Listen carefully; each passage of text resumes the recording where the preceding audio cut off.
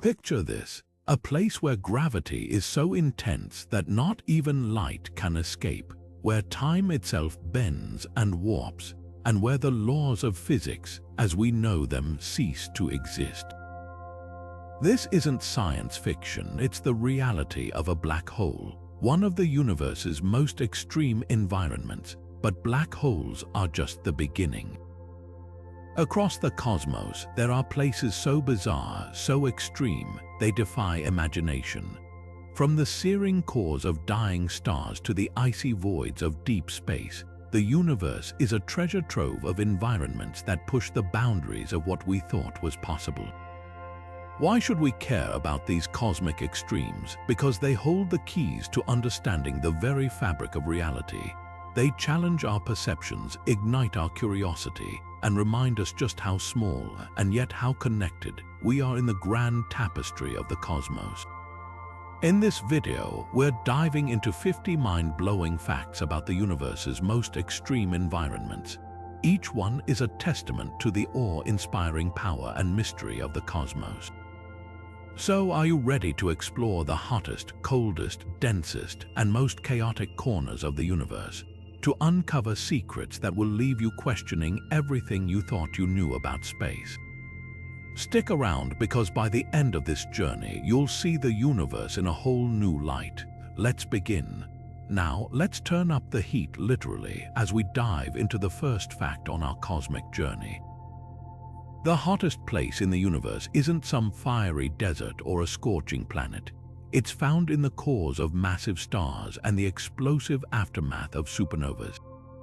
Here, temperatures soar to unimaginable heights, reaching millions, even billions of degrees. To put that into perspective, the surface of our Sun, which feels blisteringly hot to us, is a mere 5,500 degrees Celsius.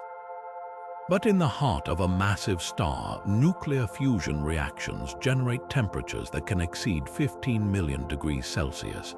And during a supernova explosion, the energy released can push temperatures even higher to around 100 billion degrees Celsius. What makes these environments so extreme? It all comes down to the sheer amount of energy being produced. In the cores of massive stars, hydrogen atoms fuse together to form helium, releasing enormous amounts of heat and light. This process, known as nuclear fusion, is what powers stars and keeps them burning for millions or even billions of years. But when a star exhausts its fuel, it collapses under its own gravity, triggering a supernova. This explosion is so powerful that it outshines entire galaxies and creates temperatures hotter than anything else in the known universe. These extreme temperatures aren't just fascinating, they're also crucial to the universe's evolution.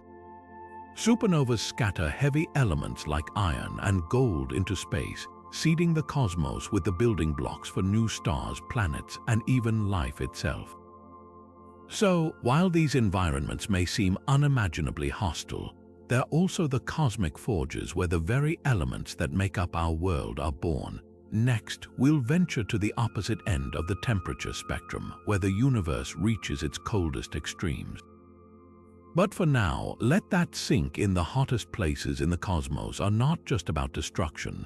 They're also about creation, shaping the universe in ways that continue to astonish us. Now, let's take a sharp turn from the blistering heat of supernovas and venture into the icy depths of the universe. The coldest place in the cosmos isn't on a frozen planet or a distant moon. It's found in the Boomerang Nebula, a cosmic cloud of gas and dust located about 5,000 light-years from Earth. Here, temperatures plummet to just 1 degree above absolute zero, the theoretical limit where all molecular motion stops. To put that into perspective, that's colder than the vacuum of space itself, which averages around -270 degrees Celsius. What makes the Boomerang Nebula so frigid? It all comes down to its unique structure and behavior. This nebula is what's known as a protoplanetary nebula, a stage in the life cycle of a dying star. As the star at its center exhausts its fuel, it expels its outer layers at incredible speeds, up to 164 kilometers per second. This rapid expansion causes the gas to cool dramatically, creating an environment that's colder than anything else we've observed in the universe. But the Boomerang Nebula isn't just a cosmic curiosity, it's a window into the extremes of physics. At 1 degree above absolute zero, it challenges our understanding of cold and pushes the boundaries of what we thought was possible. It's a reminder that the universe is full of surprises, from the unimaginably hot to the unthinkably cold. As we move forward, we'll continue to explore the universe's most extreme environments, each one more fascinating than the last. But for now, let's pause and marvel at the Boomerang Nebula, a place where the very concept of cold is redefined. Now, shifting our focus from the icy extremes of the Boomerang Nebula, let's venture into the realm of unimaginable density. Neutron stars, the remnants of massive stars that have exploded in supernovas, are among the most extreme objects in the universe. These cosmic powerhouses are so dense that just a single teaspoon of their material would weigh billions of tons. To put that into perspective, that's like squeezing the mass of Mount Everest into a tiny spoonful. So, how do neutron stars achieve such mind-boggling density? It all comes down to the physics of their formation. When a massive star exhausts its nuclear fuel, it collapses under its own gravity, triggering a supernova explosion. What's left behind is a core so compressed that protons and electrons are forced together, merging into neutrons. This creates a neutron star, a city-sized object with a mass greater than our Sun. The density of a neutron star is so extreme that it defies everyday comparisons. Imagine taking all the cars, buildings, and people on Earth and crushing them into a single sugar cube. That's the kind of density we're talking about. This incredible compactness also gives neutron stars some of the strongest gravitational fields in the universe, capable of bending light and warping space-time itself. But neutron stars aren't just dense, they are also incredibly dynamic. Many of them spin at astonishing speeds, completing hundreds of rotations per second, and some emit beams of radiation that sweep across the cosmos like cosmic lighthouses. These pulsars, as they're called, are a testament to the extreme conditions that exist within neutron stars. As we continue our journey through the universe's most extreme environments, neutron stars stand out as a reminder of how gravity and physics can create objects that push the boundaries of our imagination. From their formation in the fiery aftermath of supernovas to their mind-bending density, neutron stars are a true marvel of the cosmos. Next, we'll explore another extreme environment where radiation reaches levels that are unmatched anywhere else in the universe. But for now, let's take a moment to appreciate the sheer density of neutron stars, where the laws of physics are stretched to their limits. Now, let's turn our attention to one of the most radioactive environments in the universe: pulsars and magnetars. These celestial objects are not only dense and powerful, but also emit radiation at levels that are unmatched anywhere else in the cosmos. To put it simply, if you thought neutron stars were extreme, their radioactive cousins take things to a whole new level. Pulsars, a type of neutron star, are known for their rapid rotation and beams of radiation that sweep across space like cosmic searchlights. These beams are so intense that they can be detected from thousands of light years away. But what makes pulsars truly remarkable is the sheer amount of radiation they emit. The energy released by a pulsar is so concentrated that it can outshine entire galaxies in certain wavelengths. Then there are magnetars, which take the concept of extreme radiation to an even higher level. Magnetars are neutron stars with magnetic fields trillions of times stronger than Earth's. To give you an idea of how powerful that is, a magnetar's magnetic field could strip the information off a credit card from halfway across the solar system. These intense magnetic fields generate enormous amounts of radiation, making magnetars some of the most radioactive objects in the universe. The radiation emitted by magnetars isn't just strong, it's also incredibly dangerous. A single burst of radiation from a magnetar could release more energy in a fraction of a second than our Sun emits in hundreds of thousands of years.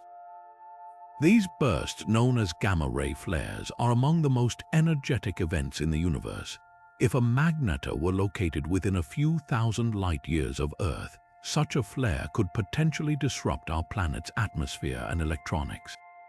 What makes these environments so radioactive? It all comes down to the extreme conditions within these stars.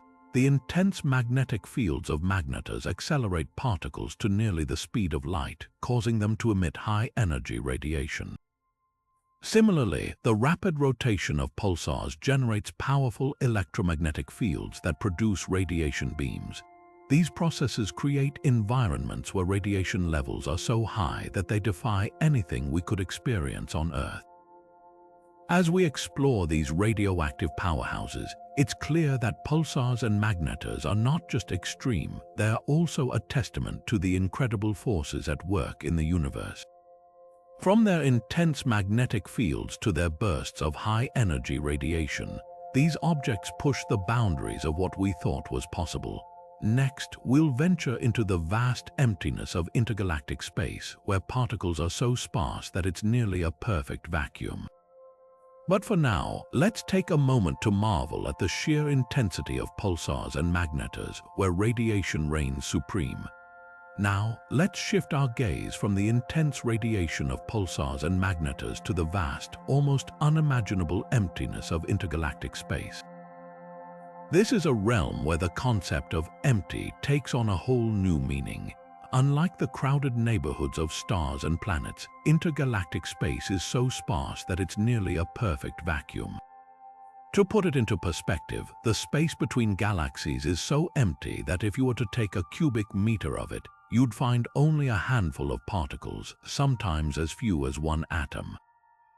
Compare that to the air we breathe on Earth, which contains trillions of particles in the same amount of space. This extreme emptiness makes intergalactic space one of the most vacuum-like environments in the universe. But why is it so empty? The answer lies in the way the universe is structured. Galaxies, with their billions of stars, planets, and other celestial objects, are like islands in a vast cosmic ocean. The space between these islands is so enormous that matter is spread incredibly thin. In fact, the average distance between galaxies is about 1 million light-years. That's 1 million times the distance light travels in a year, and in all that space there's almost nothing. This near-perfect vacuum isn't just empty, it's also incredibly cold. Temperatures in intergalactic space can drop to just a few degrees above absolute zero, the coldest temperature possible. Without stars or other sources of heat, this environment is a frozen void where even the faintest traces of warmth are absent. Yet, despite its emptiness, intergalactic space plays a crucial role in the universe. It's the stage on which galaxies move and interact, and it's filled with the faint glow of ancient light from the Big Bang, known as the cosmic microwave background. This light is a remnant of the universe's earliest moments, and it permeates even the emptiest regions of space. As we consider the vastness of intergalactic space, it's hard not to feel a sense of awe. This is a place where the rules of density and matter as we know them are turned on their head. It's a reminder that the universe is not just filled with extremes, it's also defined by the spaces in between. Next, we'll dive into the chaotic conditions within accretion disks around black holes, where matter swirls at incredible speeds. But for now, let's take a moment to appreciate the profound emptiness of intergalactic space, a vacuum so perfect it defies our everyday understanding of what it means to be empty. Now, let's turn our attention from the profound emptiness of intergalactic space to a place of unimaginable chaos, the swirling maelstrom of an accretion disk around a black hole. This is where the universe shows its wild side, with matter spiraling at mind-bending speeds, creating one of the most turbulent environments imaginable. Picture this: a black hole with its immense gravitational pull draws in gas, dust, and even entire stars, but this material doesn't just fall straight in. Instead, it forms a swirling disk around the black hole known as an accretion disk. This disk is a cosmic whirlpool where particles collide, heat up, and move at speeds approaching the speed of light. The friction and pressure within the disk generate temperatures so extreme that they can reach millions of degrees, causing the disk to glow brightly across the electromagnetic spectrum. What makes this environment so turbulent? It's the sheer intensity of the forces at play. Gravity pulls matter inward, while the rotation of the disk creates centrifugal forces that push outward. This tug-of-war creates a chaotic dance, with particles constantly colliding and being flung around. Magnetic fields add another layer of complexity, twisting and stretching the disk into intricate shapes and sometimes launching jets of particles into space at nearly the speed of light. The turbulence within these disks isn't just a spectacle, it's also a key part of how black holes grow and influence their surroundings. As matter spirals inward, it releases enormous amounts of energy, making accretion disks some of the brightest objects in the universe. In fact, the light from these disks can outshine entire galaxies, making them visible across vast cosmic distances. But the chaos doesn't stop at the edge of the disk. The intense gravitational forces near a black hole warp spacetime itself, creating conditions that defy our everyday understanding of physics. Time slows down, and the laws of motion as we know them no longer apply. It's a place where the universe's most extreme forces collide, creating an environment that is as fascinating as it is terrifying.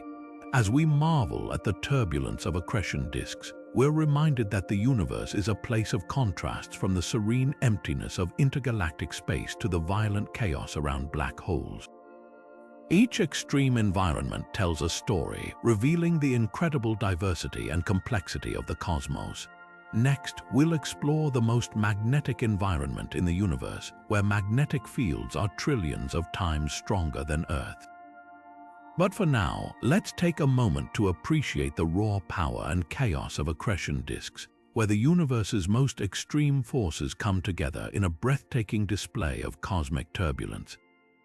Now, let's shift our focus from the chaotic turbulence of accretion disks to a place where the universe's magnetic forces reach unimaginable extremes. Imagine a star so dense that a teaspoon of its material would weigh billions of tons, and then amplify its magnetic field to trillions of times stronger than Earth. This is the realm of magnetars, the most magnetic objects in the known universe. Magnetars are a type of neutron star, the collapsed core of a massive star that has exploded in a supernova. But what sets them apart is their mind-boggling magnetic fields. While Earth's magnetic field is strong enough to guide compasses, a magnetar's field is so intense that it could strip the information off a credit card from hundreds of thousands of miles away. To put it in perspective, if a magnetar were located halfway between Earth and the Moon, its magnetic field would be strong enough to disrupt the electronics on our planet. These magnetic fields aren't just powerful, they're also incredibly dynamic. Magnetars often experience starquakes, sudden shifts in their crust that release bursts of energy. These events can generate massive flares, sending out X-rays and gamma rays that can be detected across the galaxy. In fact, some of the brightest flashes of gamma rays ever observed have come from magnetars, making them some of the most energetic phenomena in the cosmos. But the effects of a magnetar's magnetic field extend far beyond its surface. The field twists and distorts the space around it, creating a magnetosphere that can stretch for millions of miles. Within this region, charged particles are accelerated to near-light speeds, producing intense radiation. This radiation can ionize nearby gas clouds, stripping electrons from atoms and creating glowing halos around the magnetar. What makes magnetars even more fascinating is their role in shaping the universe. Their magnetic fields can influence the formation of stars and planets in their vicinity, and their bursts of energy can trigger chemical reactions in interstellar clouds, potentially seeding the building blocks of life. Yet, despite their power, magnetars are relatively rare, with only a few dozen confirmed in our galaxy. As we explore the extreme magnetic environment of magnetars, we're reminded of the incredible diversity of the cosmos. From the serene emptiness of intergalactic space to the chaotic turbulence of accretion disks, and now to the magnetic might of magnetars, each extreme environment reveals a new facet of the universe's complexity. Next, we'll delve into the most gravitationally intense environment in the universe, where the pull of gravity is so strong that not even light can escape. But for now, let's take a moment to marvel at the magnetic marvels of magnetars, where the universe's invisible forces reach their most extreme expression.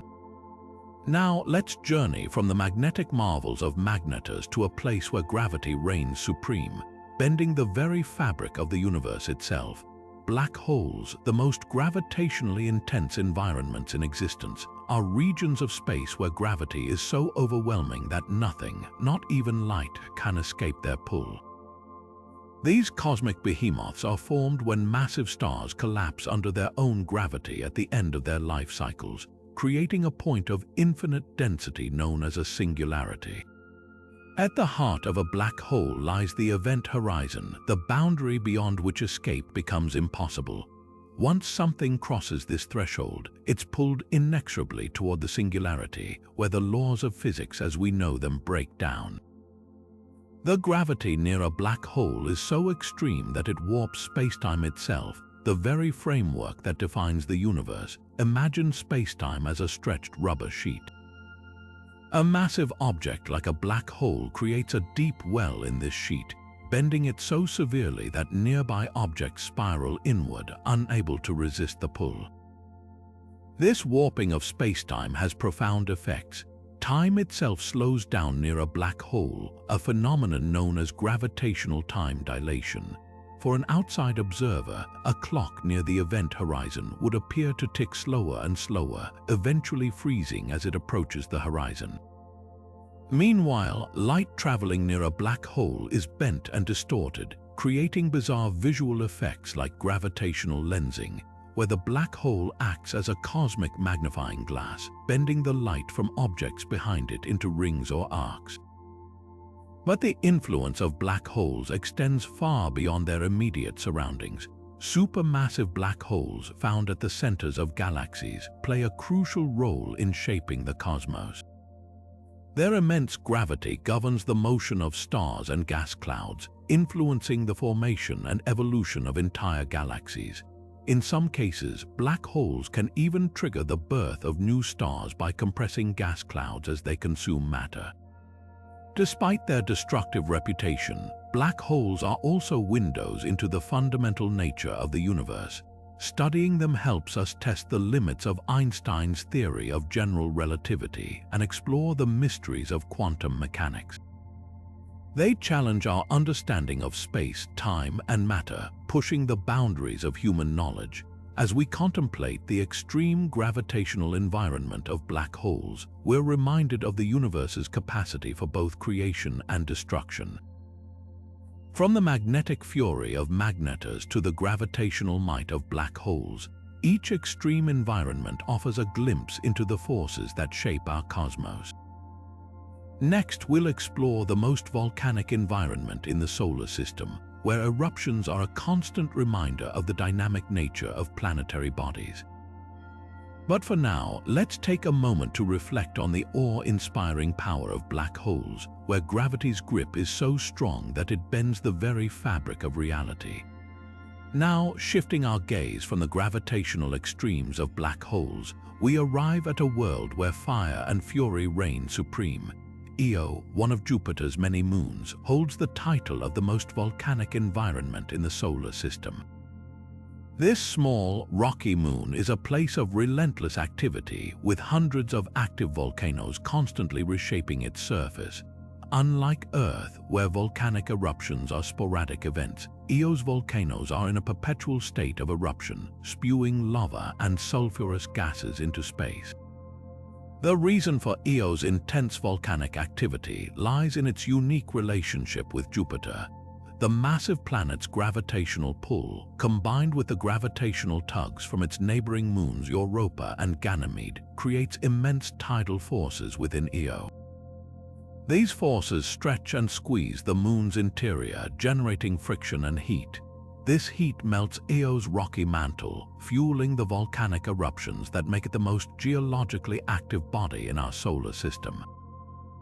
The eruptions on Io are unlike anything we see on Earth. Some volcanoes shoot plumes of sulfur and sulfur dioxide hundreds of kilometers into space, creating towering columns that dwarf even the largest volcanic eruptions on our planet. The lava flows on Io are also far hotter than those on Earth, with temperatures reaching up to 1,600 degrees Celsius. These flows can stretch for hundreds of kilometers, painting the moon's surface in vibrant shades of yellow, red, and black, a stark contrast to the icy moons that surround it. Despite its hostile environment, Io offers scientists a unique opportunity to study volcanic processes in extreme conditions. By observing Io, researchers can gain insights into the early history of Earth and other rocky planets when volcanic activity was far more intense. The moon's constant eruptions also provide clues about the internal dynamics of other celestial bodies, shedding light on how tidal forces shape worlds across the universe. As we marvel at Io's fiery landscape, we're reminded of the incredible diversity of environments in our solar system. From the crushing gravity of black holes to the volcanic chaos of Io, each extreme environment tells a story of the forces that shape our universe. Next, we'll venture to a place where ice and mystery collide, exploring Europa, another of Jupiter's moons, and its potential to harbor life beneath its frozen surface. But for now, let's take a moment to appreciate the raw, untamed power of Io, where volcanoes rage without end, painting a vivid picture of the dynamic nature of our cosmic neighborhood. Now, let's journey from the fiery chaos of Io to a world cloaked in ice and mystery. Europa, another of Jupiter's moons, stands as one of the most intriguing environments in our solar system. Beneath its frozen, cracked surface lies a vast ocean, one that could hold the key to answering one of humanity's most profound questions: are we alone in the universe? Europa's icy crust, which can be up to several kilometers thick, is a stark contrast to Io's volcanic plains. This icy shell is crisscrossed with fractures and ridges, evidence of the moon's dynamic interior. Scientists believe that beneath this icy exterior lies a global ocean, kept liquid by the same tidal forces that heat Io. Jupiter's immense gravity flexes Europa's core, generating enough heat to prevent the ocean from freezing solid. What makes Europa so fascinating is the possibility that this subsurface ocean could harbor life. On Earth, life thrives in some of the most extreme environments, from deep-sea hydrothermal vents to frozen Antarctic lakes. If life can exist in such harsh conditions here, why not on Europa? The moon's ocean is thought to be in contact with its rocky mantle, creating a potential chemical soup that could support microbial life. The icy surface of Europa also holds clues to what lies beneath. Plumes of water vapor have been observed erupting from the moon's surface, suggesting that the ocean below may occasionally breach the icy crust. These plumes offer a tantalizing opportunity for future missions to sample Europa's ocean without needing to drill through miles of ice. Europa's extreme cold, with surface temperatures dropping to -160 degrees Celsius, makes it one of the most hostile environments in the solar system. Yet, it's this very cold that preserves the moon's secrets, locking away the potential for life beneath its icy shield. As we ponder the mysteries of Europa, we're reminded of the delicate balance between extreme environments and the possibility of life. From the volcanic fury of Io to the icy depths of Europa, Jupiter's moons offer a glimpse into the incredible diversity of worlds that exist just within our own cosmic backyard. Next, we'll turn our attention to a world where acid reigns supreme, exploring the hostile atmosphere of Venus and its sulfuric acid clouds. But for now, let's marvel at Europa, a frozen world that may hold the secrets to life beyond Earth. Now, let's shift our gaze from the icy mysteries of Europa to a world where the very air is a corrosive nightmare. Venus, often called Earth's twin due to its similar size, is anything but hospitable. Its atmosphere is a toxic cocktail of carbon dioxide and sulfuric acid clouds, making it one of the most acidic environments in the solar system. The thick, yellowish clouds that shroud Venus are composed almost entirely of sulfuric acid, a substance so corrosive it can dissolve metals and organic materials in moments. These clouds aren't just a thin layer, they extend for miles, creating a dense, oppressive atmosphere that traps heat and generates surface temperatures hot enough to melt lead. What makes Venus's atmosphere so extreme is its runaway greenhouse effect. The carbon dioxide in the air traps solar radiation, causing temperatures to soar to a scorching 460 degrees Celsius. This heat, combined with the acidic clouds, creates a surface environment that is utterly hostile to life as we know it. Even more astonishing is the pressure on Venus's surface, which is about 90 times greater than Earth. To put that into perspective, it's equivalent to being nearly 1 kilometer underwater on our planet. This crushing pressure, combined with the acidic atmosphere, makes Venus a place where even the most robust spacecraft struggle to survive for more than a few hours. Yet, despite its harsh conditions, Venus offers valuable insights into planetary science. Studying its atmosphere helps scientists understand the limits of habitability and the potential for extreme environments elsewhere in the universe. It also serves as a cautionary tale of how a planet's climate can spiral out of control, offering lessons for Earth's own future. As we leave the sulfuric skies of Venus behind, we'll venture into the crushing depths of gas giants where pressures reach unimaginable levels. But for now, let's reflect on Venus, a world that reminds us just how delicate the balance of a planet's atmosphere can be, and how quickly it can turn into a nightmare. Now, let's journey from the acidic skies of Venus to the crushing depths of gas giants, where the forces at play are almost beyond comprehension. Imagine a place where the pressure is so immense that it defies everything we know about the physical world. This is the reality within the cores of planets like Jupiter, where pressures reach millions of times greater than what we experience on Earth. At the heart of Jupiter, the pressure is so extreme that it transforms hydrogen, the lightest and most abundant element in the universe, into a metallic form. This metallic hydrogen, which doesn't exist naturally on Earth, behaves like a liquid metal and is thought to generate Jupiter's powerful magnetic field. The pressure here is estimated to be around 40 million times greater than Earth's atmospheric pressure at sea level. To put that into perspective, it's like having the weight of 50,000 elephants pressing down on every square inch of your body. But Jupiter isn't alone in this extreme environment. Other gas giants like Saturn, Uranus, and Neptune also harbor cores where pressures reach staggering levels. These conditions create exotic states of matter that challenge our understanding of physics. For instance, scientists believe that deep within these planets, the intense pressure might even break down molecules into their constituent atoms, creating a bizarre, super-dense soup of matter. What makes these environments so fascinating is how they push the boundaries of what we consider possible. The cores of gas giants are like natural laboratories, offering clues about the behavior of matter under conditions we can't replicate on Earth. Studying these extreme pressures helps scientists understand not only the inner workings of our solar system's giants, but also the formation and evolution of planets across the universe. As we leave the crushing depths of gas giants behind, we'll turn our attention to a place where the winds howl at supersonic speeds, creating a stormy environment unlike anything on Earth. But for now, let's marvel at the incredible pressures within these planetary behemoths, a reminder of just how extreme and diverse the universe can be. Now, let's shift our gaze from the crushing pressures of gas giants to a world where the winds rage with unimaginable fury. Neptune, the eighth planet from the Sun, is home to some of the most extreme winds in the solar system, reaching speeds of over 1,000 miles per hour. To put that into perspective, these winds are faster than the speed of sound here on Earth, making Neptune's atmosphere a chaotic and turbulent place. What makes these supersonic winds even more astonishing is the fact that Neptune receives very little energy from the Sun.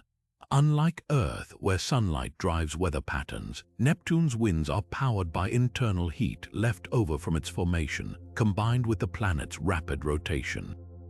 This creates a dynamic and stormy atmosphere with massive dark spots and swirling clouds that whip around the planet at breakneck speeds. One of the most famous features of Neptune's atmosphere is the Great Dark Spot, a massive storm system similar to Jupiter's Great Red Spot. However, unlike Jupiter's centuries-old storm, Neptune's Great Dark Spot is more transient, appearing and disappearing over time. These storms, fueled by the planet's relentless winds, are a testament to the extreme and unpredictable nature of Neptune's weather. Scientists believe that the supersonic winds on Neptune are a result of the planet's icy composition and its distance from the Sun. With temperatures plunging to -370 degrees Fahrenheit, Neptune's atmosphere is a frigid, icy expanse where methane clouds are whipped into frenzy by the planet's fierce winds. This combination of extreme cold and high-speed winds creates an environment that is both fascinating and alien. As we marvel at Neptune's windy extremes, we're reminded once again of the incredible diversity of environments in our solar system. From the crushing pressures of gas giants to the supersonic winds of Neptune, each planet offers a unique glimpse into the extremes of the universe. Next, we'll explore a place where lightning strikes with unparalleled intensity, illuminating the skies of another distant world. But for now, let's take a moment to appreciate the wild, untamed beauty of Neptune's stormy atmosphere. Now, let's journey from the icy, wind-whipped skies of Neptune to a world where the skies are alive with a dazzling display of electrical fury. Saturn, the ringed giant of our solar system, is home to some of the most intense and frequent lightning storms ever observed.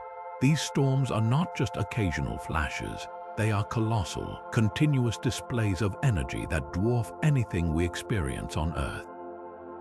Saturn's lightning storms are so powerful that they can produce bolts thousands of times stronger than those on our planet. Imagine a single lightning strike releasing enough energy to power a small city for weeks. These storms are not confined to small areas either. They can stretch across hundreds of miles, lighting up Saturn's atmosphere with a brilliance that would be blinding if seen up close. What makes Saturn's lightning so extraordinary is the sheer scale and frequency of these storms.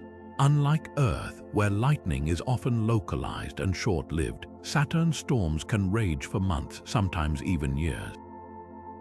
These storms are fueled by the planet's turbulent atmosphere, where powerful winds and swirling clouds create the perfect conditions for electrical discharges. One of the most fascinating aspects of Saturn's lightning is how it interacts with the planet's iconic rings. The energy from these storms can generate radio waves that travel through space, allowing scientists to detect them even from millions of miles away. These radio signals, known as Saturn electrostatic discharges, provide a unique window into the planet's atmospheric activity and help researchers understand the complex dynamics at play.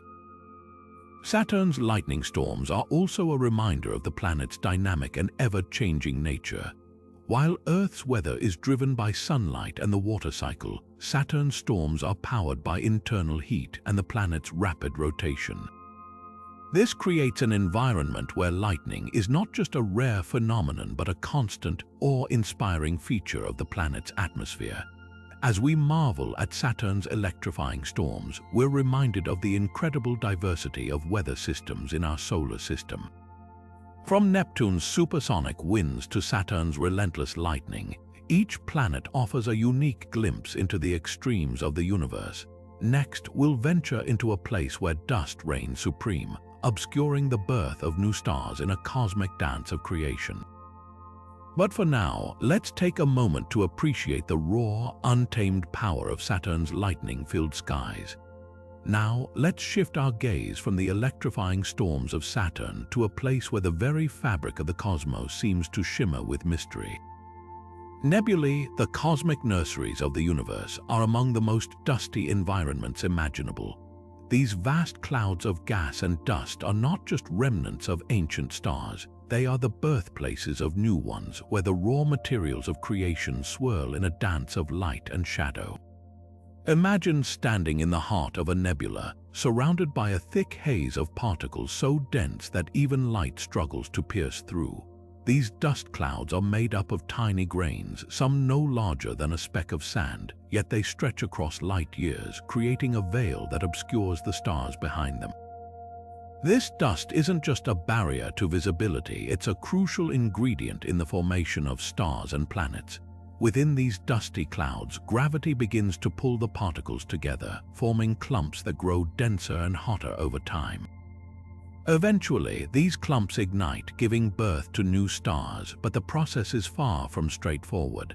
The dust itself plays a dual role. It both fuels the creation of stars and hides them from view.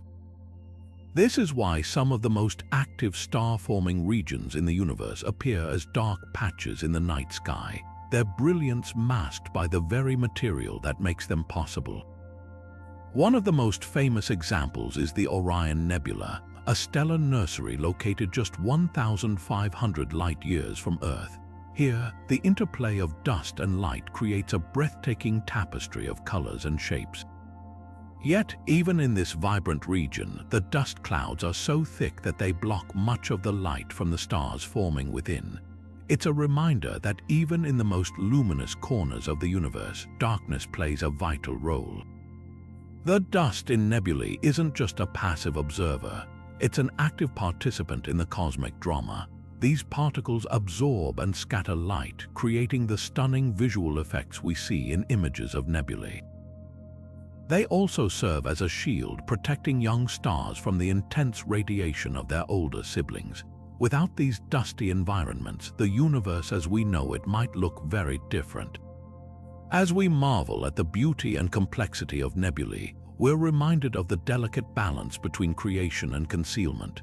These dusty clouds are both a barrier and a gateway, hiding the birth of stars while nurturing them into existence. Next, we'll explore a place where stars are packed so tightly together that the night sky would shine with an almost unimaginable brilliance. But for now, let's take a moment to appreciate the quiet, dusty majesty of these cosmic nurseries. Now, let's journey from the dusty, star-forming nurseries of nebulae to a place where the night sky would blaze with an almost unimaginable brilliance. Picture this: hundreds of thousands of stars crammed into a space so small that the distance between them is a mere fraction of what we see in our own galactic neighborhood. This is the reality of globular clusters, some of the most star-dense environments in the universe. Globular clusters are like cosmic beehives buzzing with activity. These spherical collections of stars are held together by gravity, forming a tightly packed community that orbits the center of galaxies. Imagine standing on a planet within one of these clusters. Your night sky wouldn't be dotted with a few hundred stars as it is on Earth. Instead, it would be a dazzling sea of light, with stars so close together that they might appear to merge into a continuous glow. What makes globular clusters truly remarkable is their age. Many of these clusters are ancient, dating back to the early days of the universe. They are like time capsules, preserving some of the oldest stars we know of. These stars have witnessed the birth and evolution of galaxies, and studying them gives us a glimpse into the universe's distant past. But how do so many stars coexist in such a confined space? The answer lies in their gravitational dance. The stars in a globular cluster are bound together by their mutual gravity, creating a stable, albeit crowded, environment. Over billions of years, these stars have settled into a dense core, surrounded by a looser outer halo. The core is so packed that stars can pass close to one another, sometimes even exchanging material or forming binary systems. One of the most famous globular clusters is Omega Centauri, visible from Earth with the naked eye. It contains millions of stars, all orbiting a common center. If you were to visit Omega Centauri, the night sky would be so bright that it might never truly get dark. The stars would be so close that their combined light would outshine even the brightest full moon on Earth. Yet, despite their density, globular clusters are not chaotic. They are remarkably stable, with stars moving in predictable orbits.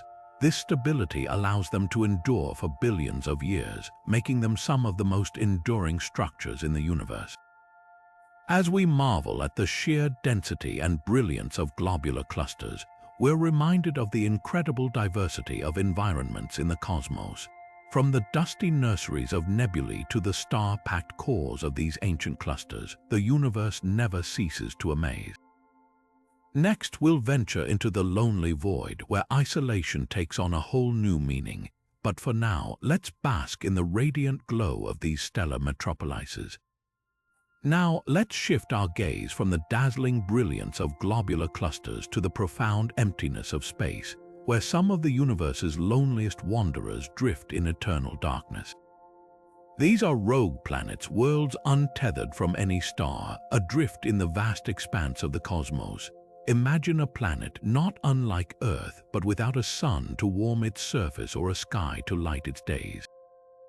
This is the reality of rogue planets, the most isolated environments in the universe.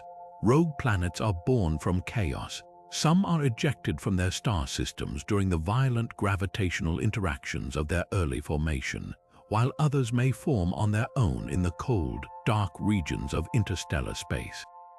Without a star to anchor them, these planets are free to wander the galaxy, untethered and alone. Their isolation is absolute, no sunlight, no seasons, and no neighboring planets to share their journey. What would it be like to stand on the surface of a rogue planet? The sky would be an endless void, devoid of stars or light. The only illumination might come from the faint glow of distant galaxies or the occasional flash of a passing comet. The temperature would plummet to near absolute zero, creating a frozen, desolate landscape. Yet, despite their harsh conditions, rogue planets are not entirely lifeless. Some scientists speculate that these worlds could harbor subsurface oceans, kept liquid by internal heat or the decay of radioactive elements. In these hidden depths, life might find a way to persist, even in the most extreme isolation. Rogue planets are also incredibly difficult to detect. Without a star to illuminate them, they remain hidden in the darkness, invisible to most telescopes. Astronomers rely on rare gravitational microlensing events, where a rogue planet passes in front of a distant star, bending its light and revealing its presence. Through these fleeting glimpses, we've begun to uncover the existence of these solitary wanderers, though their true numbers remain a mystery. The existence of rogue planets challenges our understanding of planetary systems and the conditions necessary for life. They remind us that the universe is full of surprises, and that isolation, even in its most extreme form, can still hold secrets waiting to be discovered. As we ponder the lonely journey of these wandering worlds, we're reminded of the vastness of space and the countless environments it contains. Next, we'll turn our attention to the most energetic explosions in the universe, where the raw power of creation and destruction unfolds on a cosmic scale. But for now, let's reflect on the quiet, haunting beauty of these solitary planets drifting through the endless night. Now, let's journey from the silent, drifting worlds of rogue planets to the universe's most explosive and energetic events, gamma-ray bursts. These are the most powerful explosions known to exist, releasing more energy in a few seconds than our Sun will emit over its entire 10 billion-year lifetime. To put it simply, gamma-ray bursts are the universe's ultimate fireworks, but on a scale that's almost impossible to comprehend. Gamma-ray bursts originate from some of the most extreme cosmic events. The most common type occurs when a massive star, many times larger than our Sun, exhausts its fuel and collapses under its own gravity. This collapse triggers a supernova, but in some cases it doesn't stop there. The core of the star collapses further, forming a black hole or a neutron star, and in the process it launches jets of energy at nearly the speed of light. These jets, packed with gamma rays, shoot out into space, creating the intense flash we observe as a gamma ray burst. Another type of gamma ray burst happens when two neutron stars collide. These incredibly dense objects, each about the size of a city but with the mass of a star, spiral toward each other and eventually merge. The collision releases an enormous amount of energy in the form of gamma rays, along with gravitational waves that ripple through space-time. These events are so powerful that they can briefly outshine entire galaxies. What makes gamma ray bursts truly astonishing is their sheer intensity. A single burst can release more energy than 100 stars like our Sun will produce in their entire lifetimes. And yet, these bursts are fleeting, lasting anywhere from a few milliseconds to a couple of minutes. Detecting them requires precise timing and advanced technology, as they can occur anywhere in the universe and without warning. The effects of gamma ray bursts are equally dramatic. If one were to occur within a few thousand light-years of Earth, it could strip away our planet's ozone layer, exposing life to harmful ultraviolet radiation from the Sun. Fortunately, gamma ray bursts are rare, and the likelihood of one occurring close enough to affect us is extremely low. Still, their existence reminds us of the raw, untamed power of the cosmos.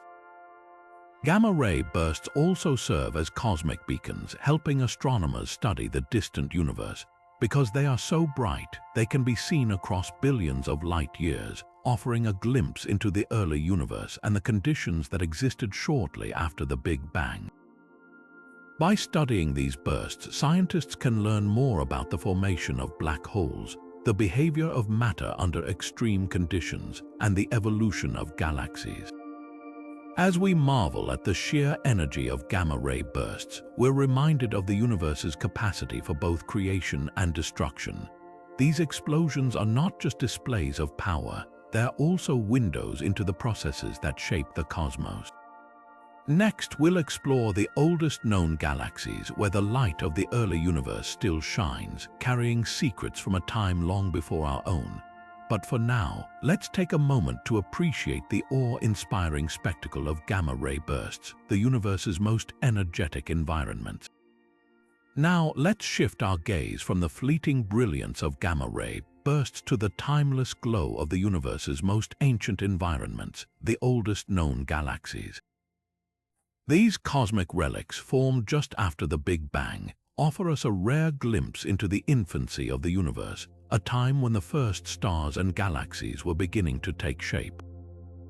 Imagine looking back over 13 billion years to a time when the universe was a mere fraction of its current age.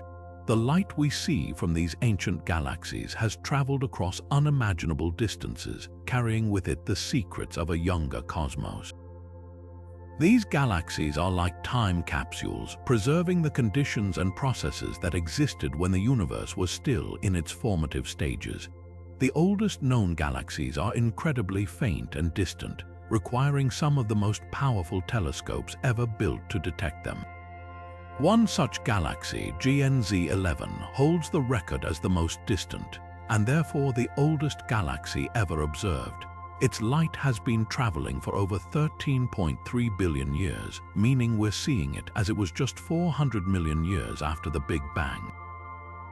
To put that into perspective, the universe was less than 3% of its current age at that time.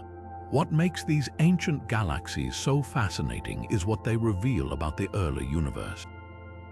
They show us a time when the first stars were igniting, lighting up the cosmic darkness and beginning the process of transforming the universe from a simple, uniform soup of hydrogen and helium into the complex, structured cosmos we see today. These early stars were unlike anything we see in the modern universe, massive, hot, and short-lived. They burned brightly and died young, seeding the universe with the first heavy elements. Studying these ancient galaxies also helps us understand how galaxies themselves formed and evolved.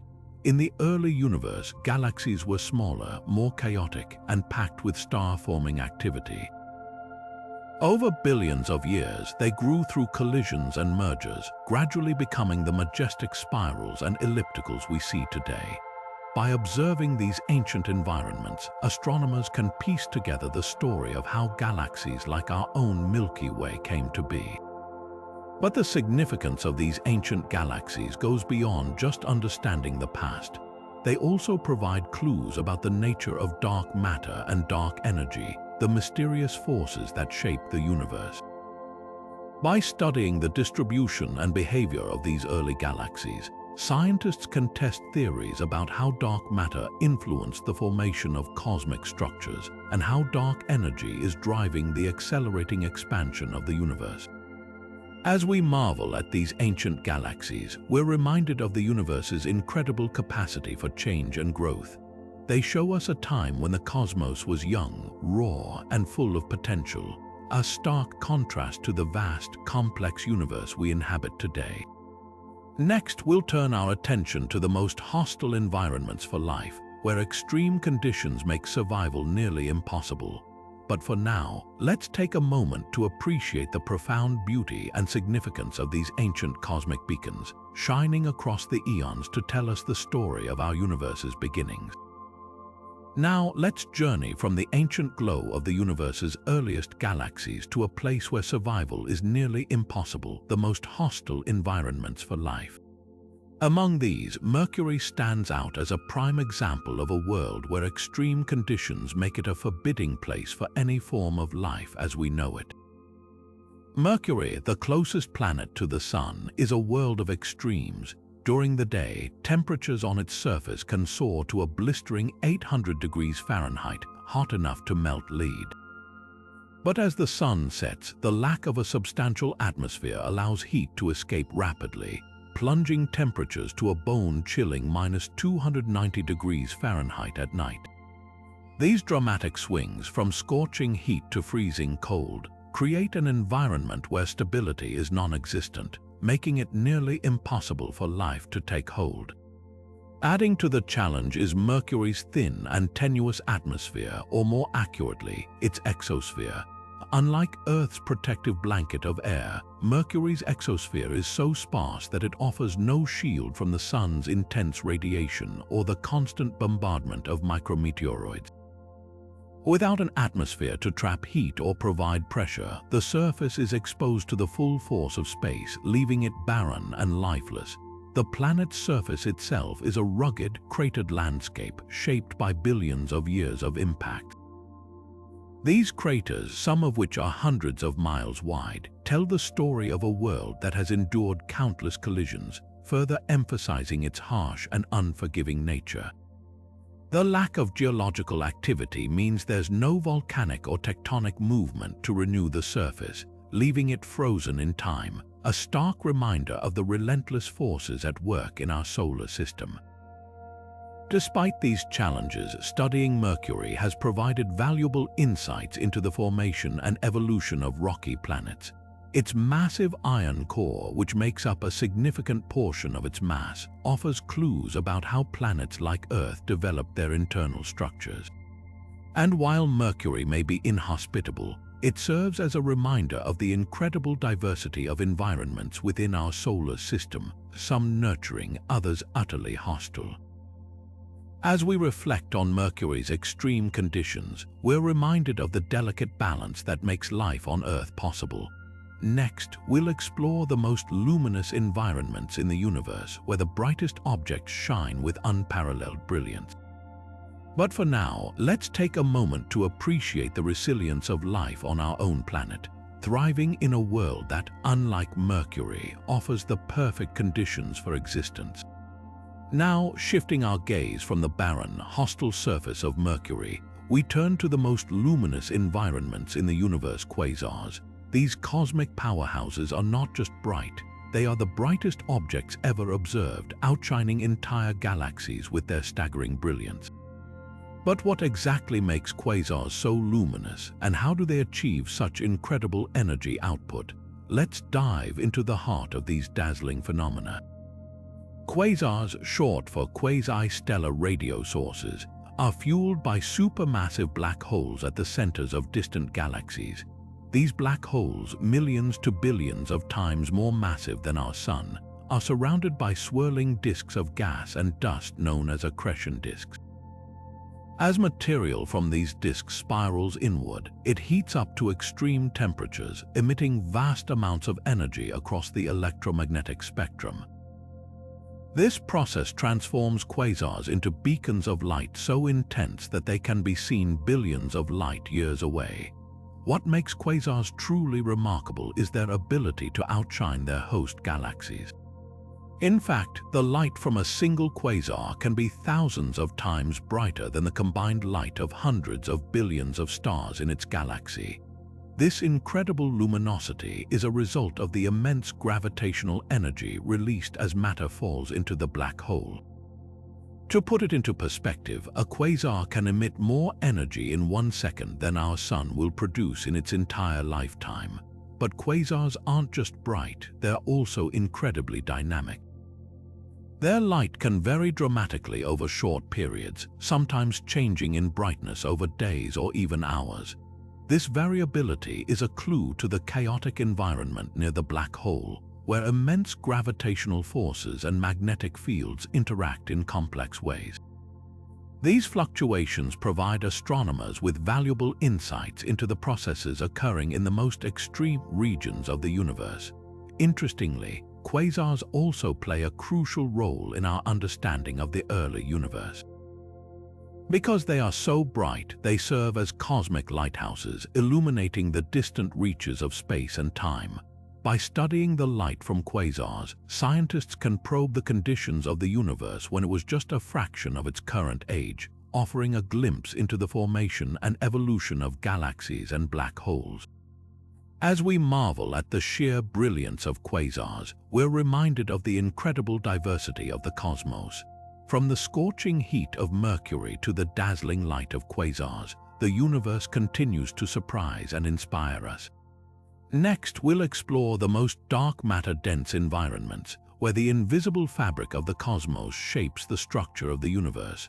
But for now, let's take a moment to appreciate the awe-inspiring power of quasars, the brightest beacons in the vast expanse of space. Now, as we step away from the dazzling brilliance of quasars, we venture into the shadowy realms of the universe, where an invisible force holds sway: dark matter. Galaxy clusters, the largest structures in the cosmos bound together by gravity, are the ultimate playgrounds for this mysterious substance. These colossal gatherings of galaxies are not just impressive in size, they are also the most dark matter-dense environments we know of, offering a unique window into the hidden architecture of the universe. Galaxy clusters can contain hundreds or even thousands of galaxies, all held together by the immense gravitational pull of dark matter. Unlike ordinary matter, which makes up stars, planets, and everything we can see, dark matter does not emit, absorb, or reflect light. It is completely invisible, yet its presence is undeniable. How, through its gravitational effects, dark matter acts like a cosmic glue, binding galaxies together and shaping the large-scale structure of the universe. Without it, galaxy clusters would simply fly apart. The dominance of dark matter in these environments is staggering. In fact, dark matter makes up about 85% of the total mass in a galaxy cluster, while ordinary matter, the stuff we can see, accounts for just a small fraction. This invisible scaffolding not only holds clusters together but also influences the motion of galaxies within them. Astronomers can map the distribution of dark matter by observing how its gravity bends the light from more distant objects, a phenomenon known as gravitational lensing. This technique reveals the intricate web of dark matter that permeates these clusters, giving us a glimpse of the unseen forces at work. But galaxy clusters are more than just dark matter hubs, they are also cosmic laboratories. The immense gravitational pull of dark matter heats the gas within clusters to extreme temperatures, causing it to emit X-rays. This hot gas, along with the galaxies and dark matter, forms a dynamic ecosystem that provides clues about the evolution of the universe. By studying galaxy clusters, scientists can piece together how dark matter and ordinary matter interact, shedding light on the fundamental laws that govern the cosmos. What makes these environments even more fascinating is their role in the universe's expansion. Galaxy clusters are not static. They grow over time as they pull in more matter through their gravitational influence. This growth is influenced by dark energy, the mysterious force driving the accelerated expansion of the universe. By observing how galaxy clusters evolve, researchers can probe the interplay between dark matter and dark energy, two of the greatest mysteries in modern astrophysics. As we explore the dark matter-dense environments of galaxy clusters, we are reminded of how much of the universe remains hidden from our eyes. Yet, through the ingenuity of science, we are beginning to unravel the secrets of this invisible realm. Next, we'll journey into the most time-dilated environments where the fabric of spacetime itself is stretched to its limits. But for now, let's marvel at the unseen forces that shape the cosmos, proving that even in the darkest corners of the universe, there is light to be found, if only we know how to look. Now, as we shift our gaze from the invisible grip of dark matter, we turn to one of the most mind-bending phenomena in the universe: time dilation. Near black holes, where gravity is so intense that not even light can escape, time itself begins to warp. This is the most time-dilated environment in the cosmos, a place where the rules of time as we know them no longer apply. Imagine standing near the edge of a black hole watching a clock. For you, time would tick by normally, but for someone far away, that clock would appear to slow down dramatically. This is because the immense gravitational pull of a black hole stretches spacetime to its limits, causing time to pass more slowly the closer you get to the event horizon, the point of no return.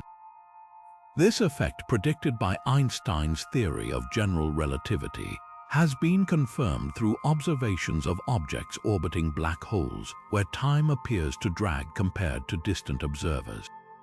But why does this happen? Gravity doesn't just pull on objects, it bends the very fabric of spacetime. Near a black hole, this bending becomes so extreme that time itself is stretched. The stronger the gravity, the slower time moves. This means that if you could somehow survive a trip near a black hole and return to Earth, you might find that years or even centuries have passed for everyone else, while only a short time has elapsed for you.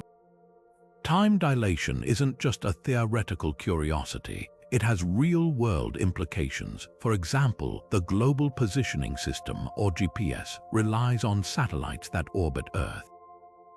Because these satellites experience slightly weaker gravity than we do on the surface, their clocks run a tiny bit faster.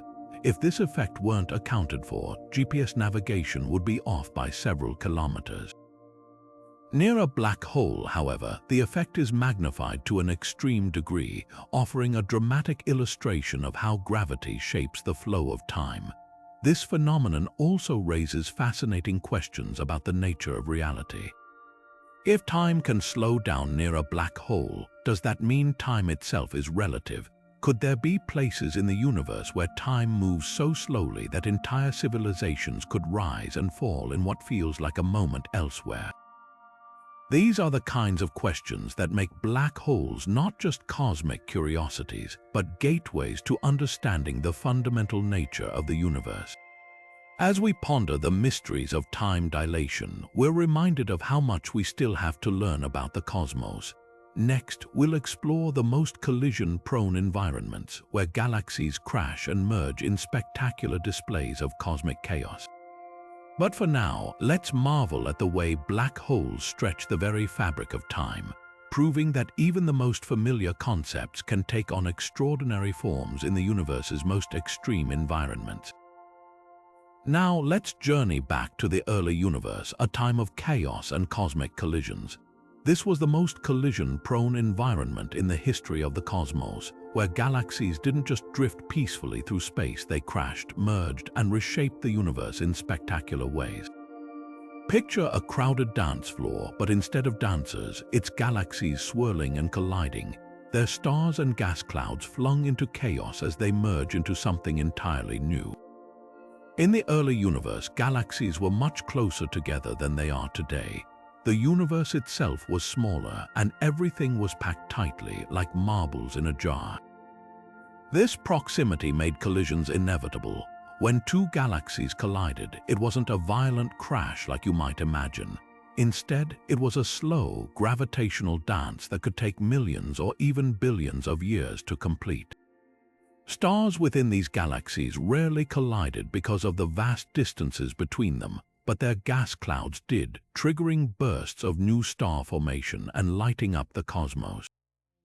These galactic mergers were more than just cosmic accidents. They were essential to the evolution of the universe. When galaxies collided, their supermassive black holes often spiraled toward each other, eventually merging into an even larger black hole. These events sent ripples through space-time known as gravitational waves, which we can now detect with advanced observatories. The collisions also mixed different types of stars and gas, creating the diverse galaxies we see today, from spirals like our Milky Way to massive ellipticals. One of the most famous examples of a galactic collision is the Antennae galaxies, located about 45 million light-years away. These two spiral galaxies are in the process of merging, their long tails of stars and gas stretching out like cosmic antennae. This collision has sparked a frenzy of star formation, with hundreds of new star clusters being born. It's a glimpse into what our own galaxy might experience in the distant future when it collides with the Andromeda Galaxy, an event predicted to happen in about 4 billion years. But why were collisions so common in the early universe? The answer lies in the universe's expansion. As the universe grew, galaxies moved farther apart, making collisions less frequent. Today, while galactic mergers still happen, they're much rarer. The early universe, however, was a hotbed of activity, a place where the building blocks of the cosmos were constantly colliding and reshaping themselves. These collisions weren't just destructive, they were creative. They forged new galaxies, ignited star formation, and even set the stage for the universe we see today. As we look out into the night sky, we're seeing the aftermath of these ancient cosmic dances, a reminder that even in the most chaotic environments, there's beauty and order waiting to emerge. Next, we'll dive into the most metal-rich environments, where the cores of dying stars forge the elements that make up everything around us. But for now, let's marvel at the collisions that shaped the early universe, proving that even chaos can be a force of creation.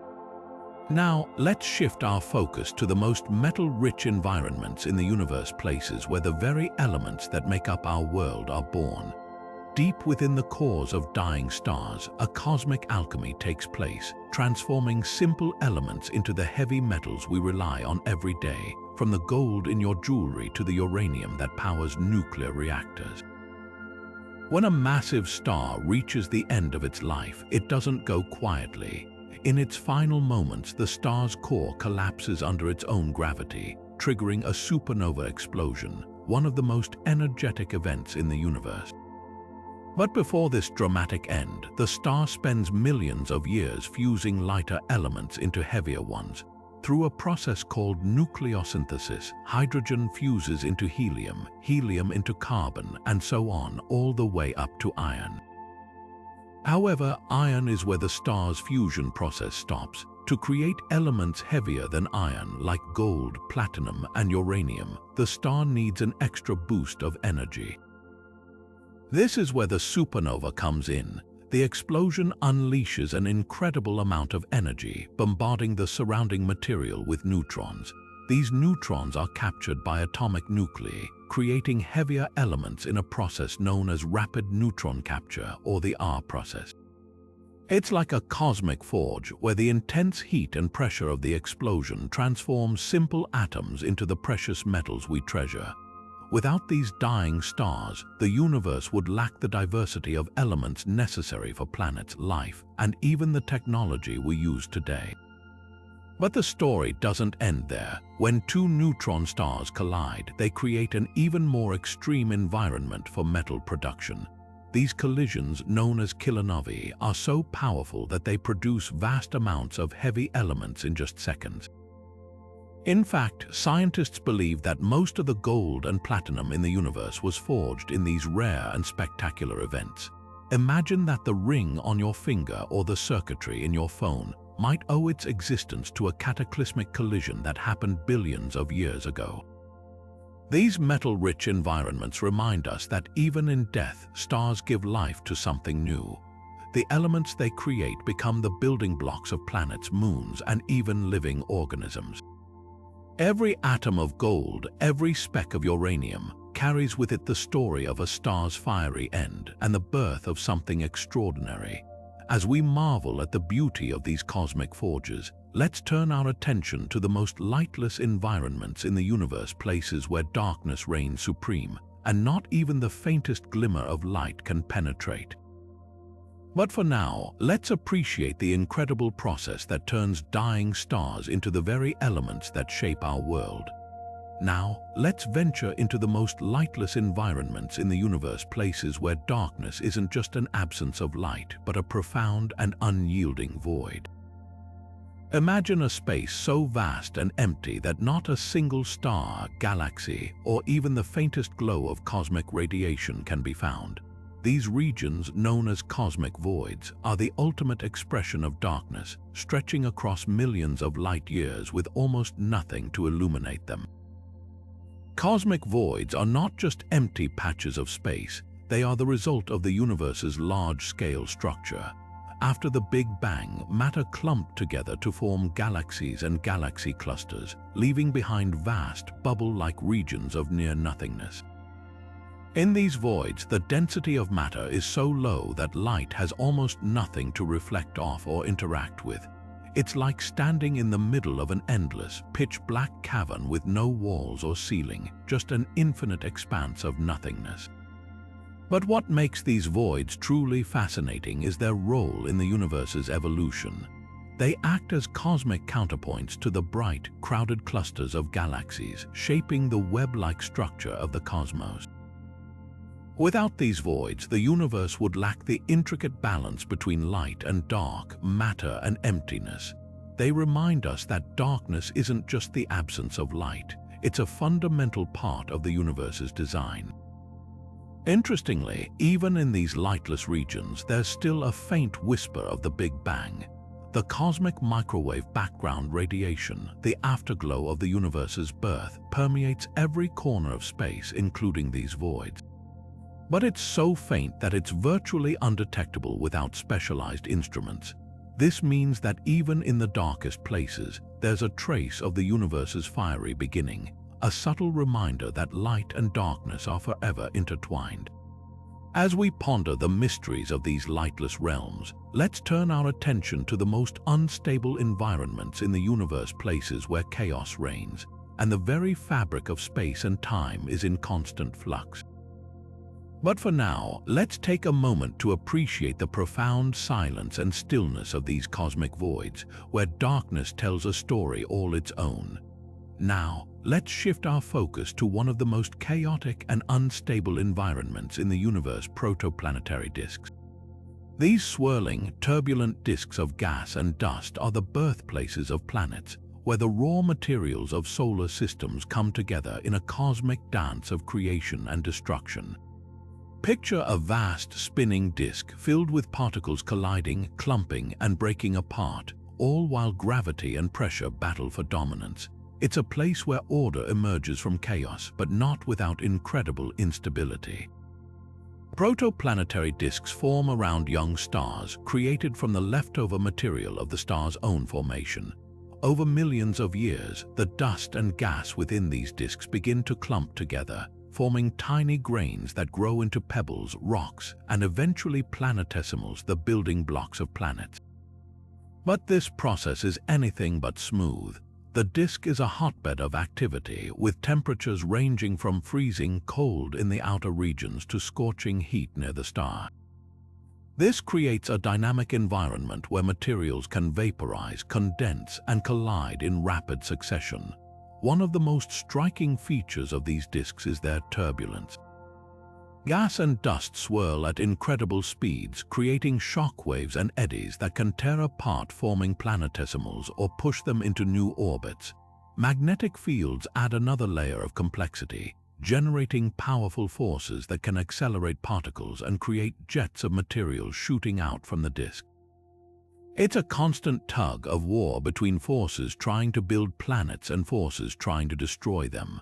But perhaps the most fascinating aspect of protoplanetary disks is their role in shaping the diversity of planetary systems.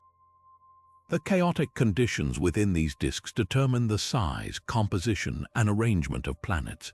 For example, rocky planets like Earth tend to form closer to the star, where temperatures are high enough to vaporize lighter materials, leaving behind heavier elements. Meanwhile, gas giants like Jupiter form farther out, where cooler temperatures allow them to accumulate vast amounts of gas. As we marvel at the instability of these cosmic nurseries, let's not forget that every planet in our solar system, and likely every planet in the universe, began its life in such a chaotic environment. It's a reminder that even in the most unstable conditions, the seeds of order and beauty can take root.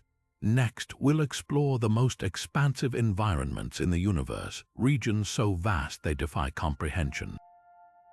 But for now, let's take a moment to appreciate the incredible chaos and creativity of protoplanetary disks, where the universe writes its own story of creation. Now, let's journey into the most expansive environments in the universe, cosmic voids. These are the vast, empty regions of space where matter is almost entirely absent, stretching across billions of light years. Imagine standing in the middle of a desert so immense that you can't see the horizon, and then multiply that emptiness by a factor of millions. That's what cosmic voids are like, regions so vast and empty they challenge our understanding of space itself. Cosmic voids are the opposite of galaxy clusters, which are densely packed with stars, gas, and dark matter. Instead, voids are like the blank spaces on a cosmic canvas, making up the majority of the universe's volume. They are not completely empty, but the matter they contain is so sparse that it's almost negligible. For example, a typical void might contain only a handful of galaxies, compared to the thousands found in a galaxy cluster. This extreme emptiness creates an environment unlike any other in the universe. One of the most fascinating aspects of cosmic voids is their role in the large-scale structure of the universe. They act as the negative space that defines the web-like structure of the cosmos, with galaxy clusters and filaments forming the dense threads that surround them. This cosmic web is a result of the universe's expansion and the gravitational pull of dark matter, which draws matter into dense regions while leaving voids behind. It's a delicate balance between creation and emptiness, shaping the universe on the grandest scales. The sheer size of cosmic voids is almost impossible to comprehend. Some of the largest voids span hundreds of millions of light years, making them some of the biggest structures in the universe. To put that into perspective, if you were to travel across one of these voids at the speed of light, it would take you longer than the entire history of life on Earth to cross it. This vastness isn't just a measure of distance, it's a testament to the universe's ability to create emptiness on a scale that defies imagination. But cosmic voids aren't just empty spaces, they're also laboratories for studying the universe's expansion. Because there's so little matter in voids, the effects of dark energy, the mysterious force driving the universe's accelerated expansion, are more pronounced here. Scientists study voids to better understand how dark energy works and how it shapes the cosmos over time. In a way, these vast, empty regions hold the key to some of the universe's biggest mysteries. As we contemplate the enormity of cosmic voids, we're reminded of the universe's dual nature, its ability to create both the densest and the most expansive environments. These voids are not just empty spaces, they are an essential part of the cosmic tapestry, shaping the universe in ways we are only beginning to understand. Next, we'll explore the most particle-rich environments in the universe, where matter is packed into jets traveling at near-light speeds. But for now, let's take a moment to marvel at the vast, silent expanse of cosmic voids, where the universe stretches its limits and invites us to ponder the infinite. Now, shifting our focus from the vast emptiness of cosmic voids, let's dive into one of the most particle-rich environments in the universe, active galactic nuclei. These are the powerhouses of galaxies, where supermassive black holes at their centers unleash unimaginable amounts of energy, spewing out jets of particles that travel at nearly the speed of light. These jets are so dense with matter and energy that they outshine entire galaxies, making them some of the most extreme environments in the cosmos. At the heart of an active galactic nucleus lies a supermassive black hole, millions or even billions of times more massive than our Sun. As matter spirals into the black hole, it doesn't just disappear, it forms a swirling disk of superheated gas and dust, known as an accretion disk. The friction and magnetic fields within this disk generate enormous amounts of energy, some of which is funneled into narrow, high-speed jets that shoot out from the poles of the black hole. These jets can stretch for thousands or even millions of light years, far beyond the boundaries of their host galaxies. What makes these particle jets so extraordinary is their sheer density and speed. The particles within them are accelerated to velocities approaching the speed of light, creating a stream of matter so intense that it can pierce through the surrounding interstellar medium. These jets are composed of a mix of electrons, protons, and other subatomic particles, all packed together in a tightly focused beam. The energy they carry is so immense that it can influence the evolution of entire galaxy clusters, heating the surrounding gas and preventing the formation of new stars. One of the most fascinating aspects of these jets is their ability to produce some of the brightest phenomena in the universe. When the particles in the jets collide with magnetic fields or other matter, they emit radiation across the electromagnetic spectrum, from radio waves to gamma rays. This makes active galactic nuclei visible across vast cosmic distances, serving as beacons that help astronomers study the early universe. In fact, some of the most distant objects ever observed are quasars, extremely luminous active galactic nuclei, whose light has traveled for billions of years to reach us. But these particle-rich environments aren't just about raw power, they also offer a window into the physics of extreme conditions. The study of active galactic nuclei helps scientists understand how black holes grow, how matter behaves under intense gravitational and magnetic forces, and how energy is transported across cosmic scales. They are natural laboratories for testing theories about the universe's most fundamental processes. As we marvel at the incredible density and speed of these particle jets, we're reminded of the universe's capacity for both creation and destruction. Active galactic nuclei are not just cosmic engines, they are sculptors of the universe, shaping the evolution of galaxies and the large-scale structure of the cosmos. Next, we'll venture into the most mysterious environment in the universe, where dark energy drives the accelerating expansion of space itself. But for now, let's take a moment to appreciate the awe-inspiring power of these particle-rich jets, where the universe's most extreme forces collide. Now, as we leave behind the intense particle jets of active galactic nuclei, we step into the realm of the most mysterious environment in the universe, dark energy. This enigmatic force is one of the greatest puzzles in modern cosmology, driving the accelerating expansion of the universe in ways that continue to baffle scientists. Unlike anything we've encountered before, dark energy doesn't emit light, absorb radiation, or interact with matter in any observable way. Yet, its effects are undeniable, shaping the very fabric of space itself. The story of dark energy begins with a discovery that shook the foundations of astronomy. In the late 1990s, astronomers studying distant supernova made a startling observation. the universe wasn't just expanding, it was expanding faster and faster over time. This was completely unexpected, as most scientists had assumed the expansion would slow down due to the gravitational pull of matter. Instead, something was counteracting gravity, pushing galaxies apart at an ever-increasing rate. That something was given a name: dark energy. What makes dark energy so mysterious is that we can't see it, measure it directly, or even fully understand its nature. We only know it exists because of its effects on the large-scale structure of the universe. Current estimates suggest that dark energy makes up about 68% of the universe's total energy content, dwarfing both ordinary matter and dark matter. Yet, despite its dominance, it remains invisible and intangible, leaving scientists with more questions than answers. One of the leading theories about dark energy is that it's a property of space itself, often referred to as the cosmological constant. This idea, first proposed by Albert Einstein, suggests that empty space isn't truly empty, it has an inherent energy that causes it to expand. However, this theory comes with its own challenges. The predicted value of this energy is vastly different from what observations suggest, creating a discrepancy that remains unresolved. Another possibility is that dark energy is a dynamic field, similar to the Higgs field, but with properties that change over time.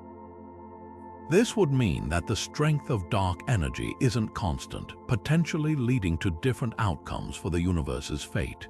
Could it continue to accelerate expansion indefinitely? Or might it weaken, allowing gravity to regain control? These are questions that keep cosmologists awake at night. The implications of dark energy are profound. If the universe continues to expand at an accelerating rate, distant galaxies will eventually move so far away that their light will never reach us. The cosmos will grow colder, darker, and more isolated over billions of years. Yet, despite its mysterious nature, dark energy also offers a unique opportunity to explore the fundamental laws of physics. By studying its effects, scientists hope to uncover clues about the universe's origins, its ultimate fate, and the nature of reality itself. As we ponder the mysteries of dark energy, we're reminded of how much we still have to learn about the universe. It's a humbling thought, but also an exciting one. Every unanswered question is an invitation to explore, to discover, and to push the boundaries of human knowledge. Next, we'll turn our attention to another extreme environment, the most ionized region in the universe, where the sun's corona blazes with temperatures in the millions of degrees. But for now, let's sit with the mystery of dark energy, a force that continues to challenge our understanding of the cosmos. Now, shifting our gaze from the invisible force of dark energy, we turn to a place where energy is anything but hidden: the sun's corona. This outermost layer of the sun's atmosphere is one of the most ionized environments in the universe, a seething sea of highly charged plasma where temperatures reach staggering heights. While the sun's surface, or photosphere, glows at around 5,500 degrees Celsius, the corona defies logic by heating up to millions of degrees. This phenomenon, known as the coronal heating problem, has puzzled scientists for decades. The corona is a chaotic, dynamic region where the sun's magnetic fields twist and snap, releasing enormous amounts of energy. This energy ionizes the gas, stripping electrons from atoms and creating a superheated plasma. Plasma, often called the fourth state of matter, is a soup of free electrons and ions that behaves unlike anything we encounter in everyday life. In the corona, this plasma is so hot and energetic that it emits X-rays and ultraviolet light, creating the shimmering halo visible during a solar eclipse. But how does the corona get so hot? The sun's surface is relatively cooler, so the extreme temperatures of the corona seem counterintuitive. One leading theory involves the sun's magnetic fields. These fields are constantly shifting and tangling, creating loops and arcs that channel energy into the corona. When these magnetic fields reconnect, they release bursts of energy, heating the plasma to incredible temperatures. Another theory suggests that waves of energy generated by the Sun's turbulent surface travel outward and dissipate in the corona, transferring heat in the process. The corona isn't just a scientific curiosity, it has real-world implications. Solar flares and coronal mass ejections, which originate in this ionized environment, can send bursts of charged particles hurtling toward Earth. These events can disrupt satellites, power grids, and communication systems, making the study of the corona crucial for understanding and mitigating their effects. As we explore this extreme environment, we're reminded of the Sun's dual nature, both a life-giving star and a source of immense, unpredictable energy. The corona, with its searing temperatures and swirling plasma, stands as a testament to the Sun's power and complexity. Next, we'll venture to a place where time itself seems to stand still, the most cratered environment in the solar system, the Moon. But for now, let's marvel at the Sun's corona, a fiery frontier that continues to challenge our understanding of the universe. Now, let's turn our attention from the Sun's fiery corona to a place where time has left its mark in a very different way, the Moon. This barren, airless world is the most cratered environment in our solar system, a silent testament to billions of years of cosmic collisions. Unlike Earth, which has an atmosphere and active geology to erase the scars of impacts, the Moon's surface has remained largely unchanged, preserving a record of the solar system's violent past. The Moon's craters come in all shapes and sizes, from tiny pockmarks to massive basins hundreds of kilometers wide. These craters are the result of meteoroids, asteroids, and comets slamming into the Moon's surface at incredible speeds. Without an atmosphere to burn up or slow down these incoming objects, every impact leaves a lasting impression. Some of the largest craters, like the South Pole Aitken Basin, are so vast they could swallow entire countries. This basin, stretching over 2,500 kilometers across and several kilometers deep, is one of the oldest and largest impact features in the solar system. But why is the Moon so heavily cratered compared to Earth? The answer lies in its lack of geological activity. Earth's surface is constantly reshaped by plate tectonics, volcanic eruptions, and erosion from wind and water. The Moon, on the other hand, has been geologically quiet for billions of years. Its surface is essentially frozen in time, a dusty, rocky canvas that tells the story of countless impacts over eons. The study of these craters isn't just about understanding the Moon, it's about piecing together the history of our solar system. By analyzing the size, distribution, and age of these craters, scientists can estimate how often large objects have collided with the Moon and, by extension, Earth. This information helps us understand the frequency of catastrophic impacts and their role in shaping the evolution of planets and life itself. Interestingly, the Moon's craters also hold clues about the early solar system's composition. Some craters expose material from deep beneath the surface, offering a glimpse into the Moon's interior. Others contain water ice in their permanently shadowed regions, a discovery that has sparked excitement about the potential for future lunar exploration and even colonization. As we gaze at the Moon's pockmarked surface, we're reminded of the dynamic and often violent nature of the universe. Each crater is a story, a moment frozen in time when the cosmos reached out and left its mark. Next, we'll journey to a place where the ground itself seems alive, the most geologically active environment in the solar system, Saturn's moon Enceladus. But for now, let's take a moment to appreciate the Moon, a silent witness to the solar system's tumultuous history. Now, let's shift our gaze from the Moon's ancient, cratered surface to a world where the ground itself seems to breathe, Saturn's moon Enceladus. This small, icy moon is the most geologically active environment in the solar system, a place where the forces beneath its surface create a spectacle unlike anything else we've encountered. Enceladus may be tiny, but it packs a punch, with geysers of water ice erupting from its south pole, painting a picture of a dynamic and ever-changing world.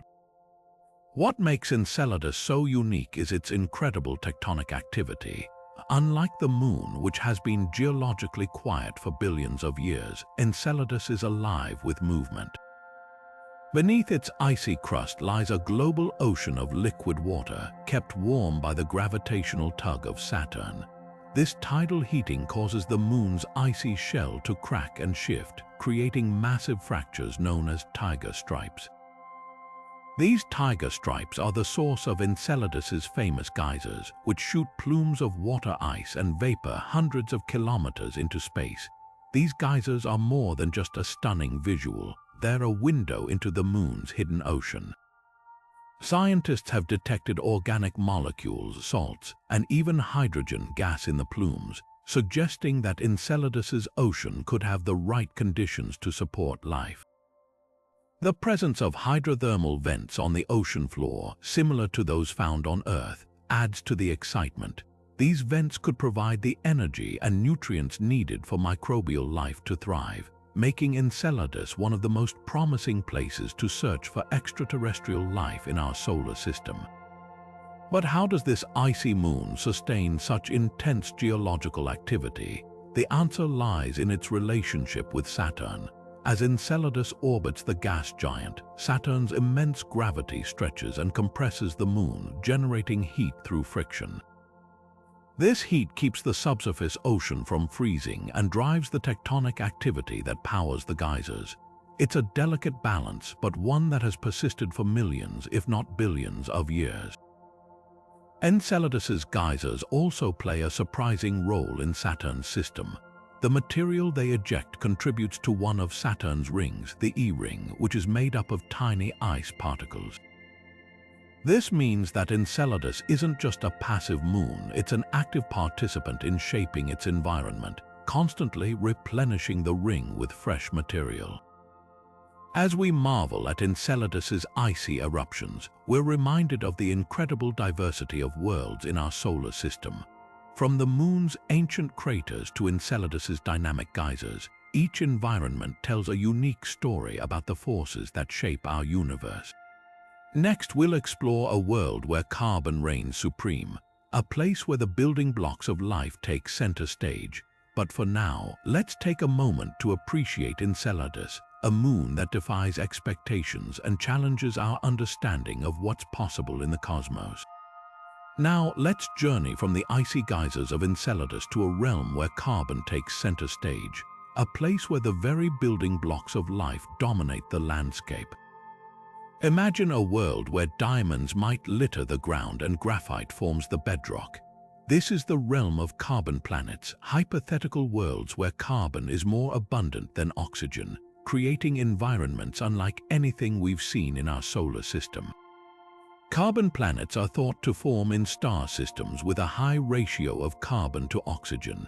In these systems, carbon-rich materials like graphite and carbides dominate the planetary formation process. Instead of silicate rocks like those found on Earth, these planets could have surfaces made of carbon compounds. Picture vast plains of graphite, mountains of diamond, and even oceans of tar like hydrocarbons. It's a world where the chemistry we associate with life on Earth is flipped on its head. One of the most fascinating aspects of carbon planets is their potential for extreme geology.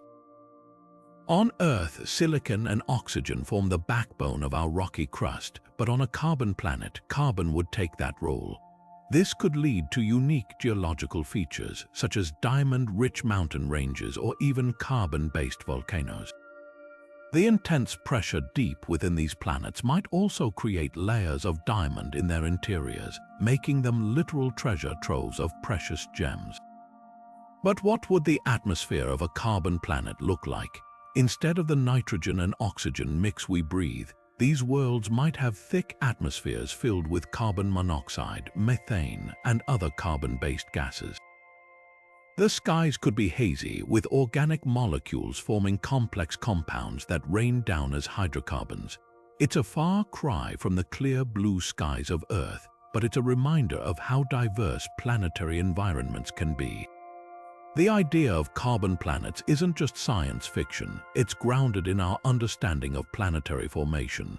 In fact, some exoplanets discovered in recent years, like 55 Cancri, are thought to have carbon-rich compositions.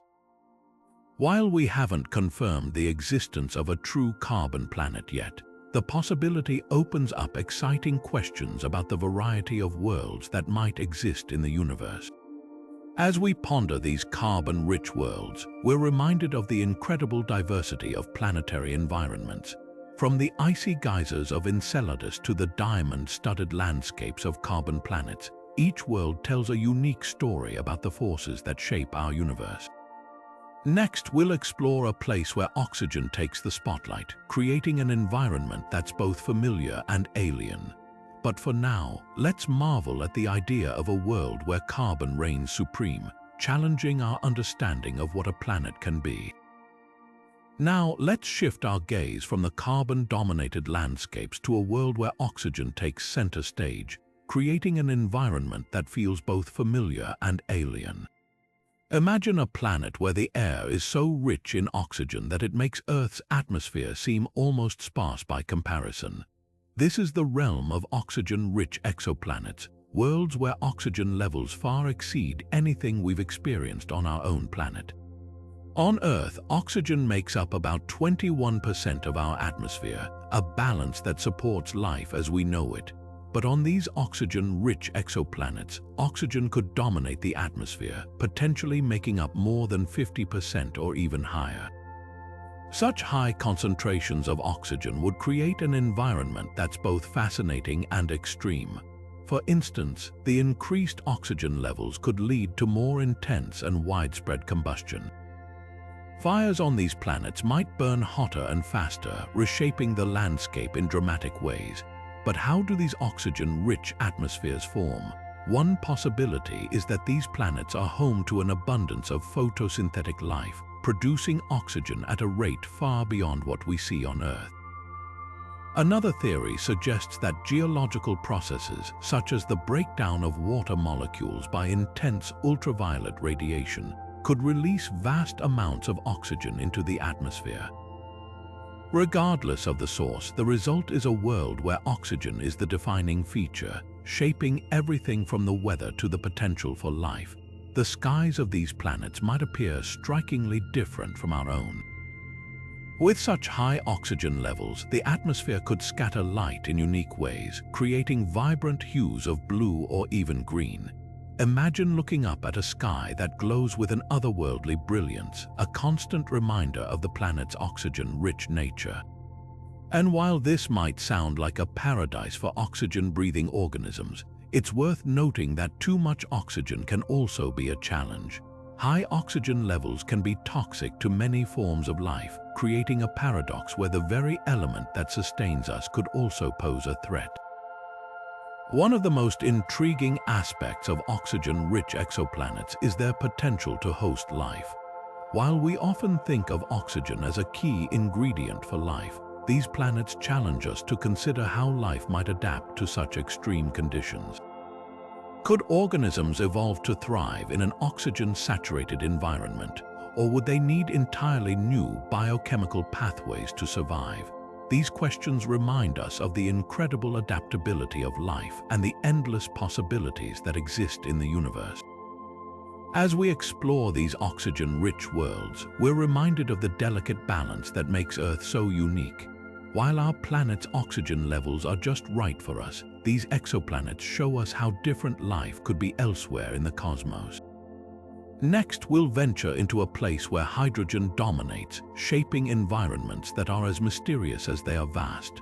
But for now, let's marvel at the idea of a world where oxygen reigns supreme, offering a glimpse into the extraordinary diversity of planetary atmospheres. Now, let's turn our attention to a place where hydrogen, the simplest and most abundant element in the universe, takes center stage. Picture vast clouds of hydrogen gas stretching across light years of space, swirling and condensing in the darkness. These are the nebulae, the cosmic nurseries where stars are born. Hydrogen makes up about 75% of the universe's elemental mass, and in nebulae, it's the primary ingredient. These clouds are not just random collections of gas, they're dynamic, ever-changing environments where gravity begins to pull the hydrogen together, forming dense clumps. Over time, these clumps grow hotter and denser, eventually igniting nuclear fusion and giving birth to new stars. One of the most famous examples is the Orion Nebula, a stellar nursery located about 1,300 light-years from Earth.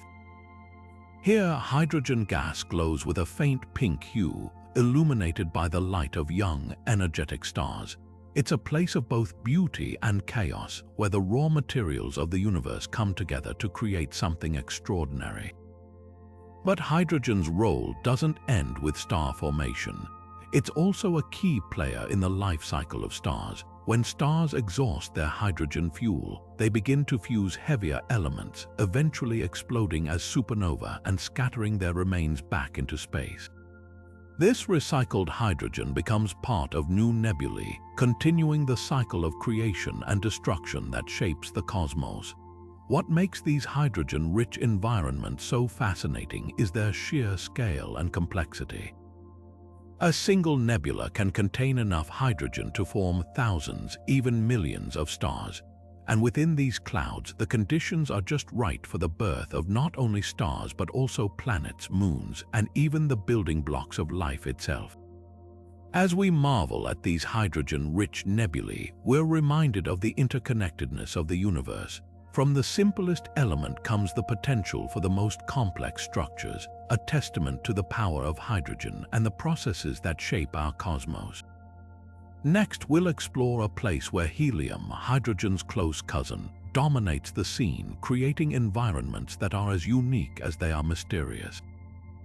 But for now, let's take a moment to appreciate the role of hydrogen, the humble element that fuels the stars and lights up the universe. Now, let's shift our gaze to a realm where helium, the second most abundant element in the universe, takes the spotlight. While hydrogen may dominate the cosmic stage, helium plays a crucial role in shaping some of the most fascinating environments in our solar system, the atmospheres of gas giants like Jupiter and Saturn. Jupiter, the largest planet in our solar system, is a prime example of a helium-rich environment. Its atmosphere is composed of about 75% hydrogen and 24% helium, with trace amounts of other elements. But don't let the numbers fool you. Helium's presence is far from insignificant.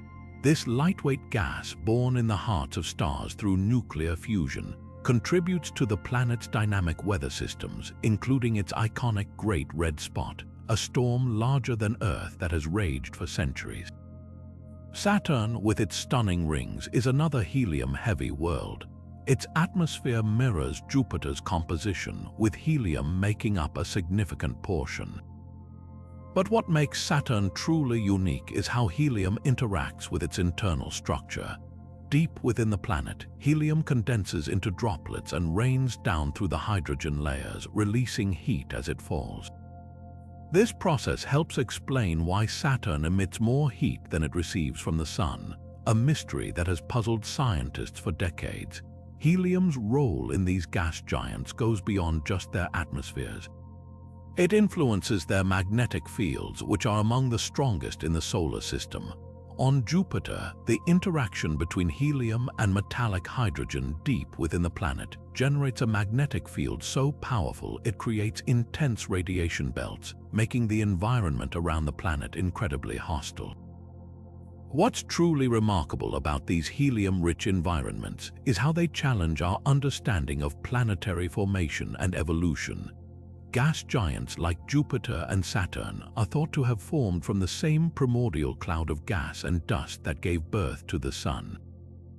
Yet, their helium-rich atmospheres and complex internal dynamics reveal a story of cosmic chemistry and physics that continues to unfold. As we explore these helium-dominated worlds, we're reminded of the delicate balance of elements that shape the universe. From the swirling storms of Jupiter to the shimmering rings of Saturn, helium plays a quiet but vital role in creating some of the most extreme and awe-inspiring environments in our solar system. Next, we'll journey to a place where water, the essence of life, takes center stage in ways that defy imagination. But for now, let's marvel at the helium-rich giants that remind us of the universe's endless capacity for wonder. Now let's dive into a world where water, the very essence of life, takes on a form that stretches the limits of our imagination. Far beyond our solar system, in the vast expanse of the cosmos, lies a class of exoplanets that could be the most water-rich environments ever discovered. Among them, GJ 1214b stands out as a tantalizing example, a world that might be more ocean than land, shrouded in a thick, steamy atmosphere. GJ 1214b, located about 40 light-years from Earth, is often referred to as a water world or mini Neptune. This exoplanet is about 2.5 times the size of Earth but weighs nearly 7 times as much, suggesting a composition unlike anything we've seen in our own solar system. Scientists believe that GJ 1214b could be covered in a deep, global ocean, with water making up a significant portion of its mass. What makes this planet so extraordinary is the sheer scale of its potential water content. If GJ 1214b does indeed have oceans, they wouldn't be like the ones we know on Earth. Instead, they could be hundreds of kilometers deep, with pressures so intense that water might exist in exotic forms, such as supercritical fluid or even ice that behaves like a hot, dense solid. The planet's thick atmosphere, composed mostly of hydrogen and helium, traps heat and creates a greenhouse effect, keeping the surface temperatures scorching hot, far too extreme for life as we know it. But the mystery doesn't end there. GJ 1214b's atmosphere is also incredibly dense, making it difficult for telescopes to peer through and study the surface directly. This has led scientists to rely on indirect methods, such as measuring how light from the planet's host star filters through its atmosphere, to piece together clues about its composition. These observations suggest that GJ 1214b's atmosphere could contain water vapor, adding to the evidence that this world is a true water giant. The existence of planets like GJ 1214b challenges our understanding of planetary formation and the diversity of environments in the universe. While Earth's oceans are vast, they pale in comparison to the potential water reserves on this distant world. GJ 1214b reminds us that water, a substance so vital to life, can exist in quantities and forms that defy our earthly expectations. As we ponder the mysteries of GJ 1214b, we're left with a profound question. Could such water-rich worlds harbor life, even under conditions so extreme? While the answer remains elusive, the discovery of planets like this one opens up new possibilities for where life might exist in the cosmos. Next, we'll explore another extreme environment where methane takes the stage in a way that mirrors Earth's water cycle. But for now, let's marvel at the idea of a world where oceans stretch beyond the horizon, hidden beneath a veil of thick, swirling clouds. Now, let's shift our gaze to a world where methane takes center stage, creating an environment that eerily mirrors Earth's water cycle, but with a twist. Titan, Saturn's largest moon, is a place of stark beauty and extreme chemistry, where methane plays the role that water does on our planet. Titan is a world cloaked in a thick, orange haze, with a surface temperature so cold that methane exists as a liquid, forming lakes, rivers, and even rain. This moon is the only place in the solar system, besides Earth, where stable bodies of liquid exist on the surface. But instead of water, Titan's lakes and rivers are filled with methane and ethane, creating a landscape that feels both alien and strangely familiar. The methane cycle on Titan is remarkably similar to Earth's water cycle. Methane evaporates from the surface, forming clouds in the moon's dense nitrogen atmosphere. These clouds then release methane rain, which flows across the surface, carving channels and filling lakes before evaporating once again. This continuous cycle shapes Titan's surface, creating features like vast methane seas such as Kraken Mare, which is larger than the Caspian Sea on Earth. What makes Titan even more fascinating is its potential for complex chemistry. The Moon's atmosphere is rich in organic molecules, and its surface is covered in hydrocarbons, the building blocks of life as we know it. While Titan's frigid temperatures hovering around -180 degrees Celsius make it inhospitable for life as we understand it, scientists speculate that its unique chemistry could support exotic forms of life adapted to methane instead of water. Titan's methane-rich environment challenges our understanding of habitability. It shows us that the processes we associate with water on Earth can occur with entirely different substances under the right conditions. This moon is a testament to the incredible diversity of environments in our solar system and beyond, reminding us that the universe is full of surprises. As we marvel at Titan's methane lakes and rivers, we're left to wonder, could life exist in such a radically different environment? While the answer remains unknown, Titan continues to captivate scientists and dreamers alike, offering a glimpse into a world where methane reigns supreme. Next, we'll explore another extreme environment, where ammonia clouds paint the skies of distant planets in hues of blue and green. But for now, let's linger on the idea of a moon where rivers of methane flow beneath an alien sky, a place that feels both strange and hauntingly familiar. Now, let's journey to the outer reaches of our solar system, where the skies are painted in shades of blue and green by a substance that's as toxic as it is beautiful: ammonia. Uranus and Neptune, the ice giants, are home to some of the most ammonia-rich environments in the universe, and their atmospheres are a swirling canvas of extreme chemistry and stunning visuals. Unlike the rocky planets closer to the Sun, Uranus and Neptune are composed mostly of icy materials, with thick atmospheres dominated by hydrogen, helium, and methane. But it's the presence of ammonia that gives these planets their distinctive colors. High in their atmospheres, ammonia clouds form, interacting with sunlight and other gases to create the striking blue-green hues that make these planets so mesmerizing. On Uranus, the ammonia clouds are shrouded in a layer of methane, which absorbs red light and reflects blue, giving the planet its pale blue appearance. Neptune, on the other hand, is a deeper, more vibrant blue, thanks to its higher concentration of methane and the presence of other trace gases.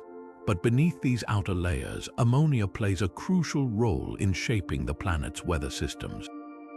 The ammonia clouds on these ice giants are part of complex atmospheric dynamics, where powerful winds whip through the atmosphere at speeds exceeding 1,000 miles per hour.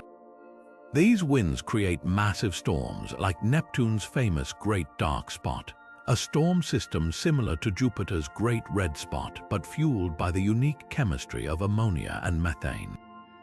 What makes these ammonia-rich environments so extreme is the combination of frigid temperatures and intense pressure. On Uranus and Neptune, temperatures can drop to -200 degrees Celsius, and the pressure deep within their atmospheres is millions of times greater than on Earth.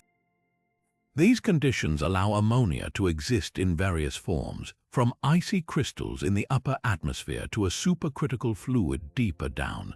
The presence of ammonia also hints at the complex chemistry occurring within these distant worlds. Scientists believe that ammonia, along with water and methane, could form exotic compounds like ammonia hydrates or even diamond rain in the planet's interiors. These processes not only shape the planet's atmospheres but also offer clues about the formation and evolution of ice giants in our solar system and beyond. As we gaze at the blue-green glow of Uranus and Neptune, we're reminded of the incredible diversity of planetary environments. These ammonia-rich worlds challenge our understanding of atmospheric chemistry and weather, showing us that even the most toxic substances can create breathtaking beauty. Next, we'll explore a world where sulfur dominates the landscape, shaping a moon that's as volatile as it is fascinating. But for now, let's marvel at the icy elegance of Uranus and Neptune, where ammonia paints the skies in hues of blue and green. Now, let's turn our attention to a world where fire and brimstone reign supreme. Io, one of Jupiter's most fascinating moons, known as the most volcanically active body in our solar system. Io is a sulfur-rich environment unlike anything else we've encountered. Its surface is a chaotic tapestry of erupting volcanoes, molten lava lakes, and vast plains coated in sulfur and sulfur dioxide frost. Io's intense volcanic activity is driven by the immense gravitational forces exerted by Jupiter and its neighboring moons. This constant tug-of-war creates tidal heating, which generates enough energy to melt Io's interior and fuel its relentless eruptions. The result is a landscape that's constantly being reshaped, with over 400 active volcanoes dotting its surface. What makes Io truly unique is the sheer abundance of sulfur. As these volcanoes erupt, they spew sulfur and sulfur dioxide gas high into the moon's thin atmosphere.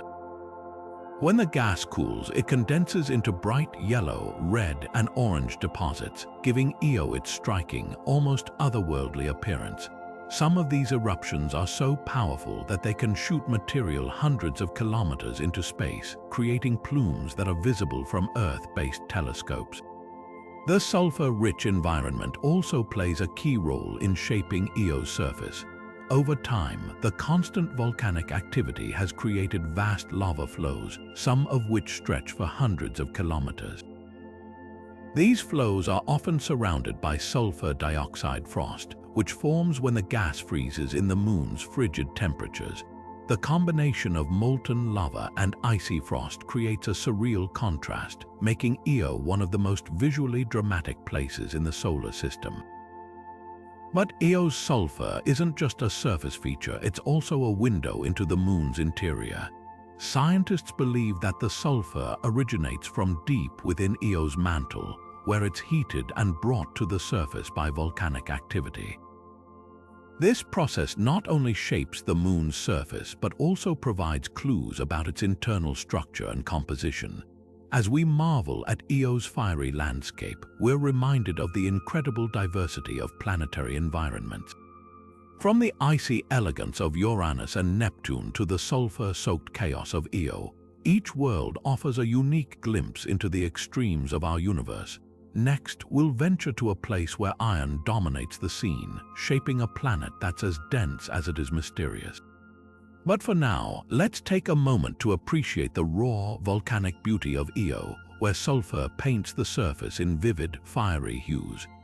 Now, let's shift our gaze to a world where iron reigns supreme. Mercury, the smallest planet in our solar system and a place of surprising extremes. Despite its modest size, Mercury boasts a massive iron core that makes up a staggering 60% of its total mass. To put that into perspective, Earth's core accounts for only about 30% of its mass. This makes Mercury the most iron-rich environment in our solar system, a true heavyweight in the planetary lineup. So how did Mercury end up with such an enormous iron core? Scientists believe that its formation was shaped by a series of dramatic events.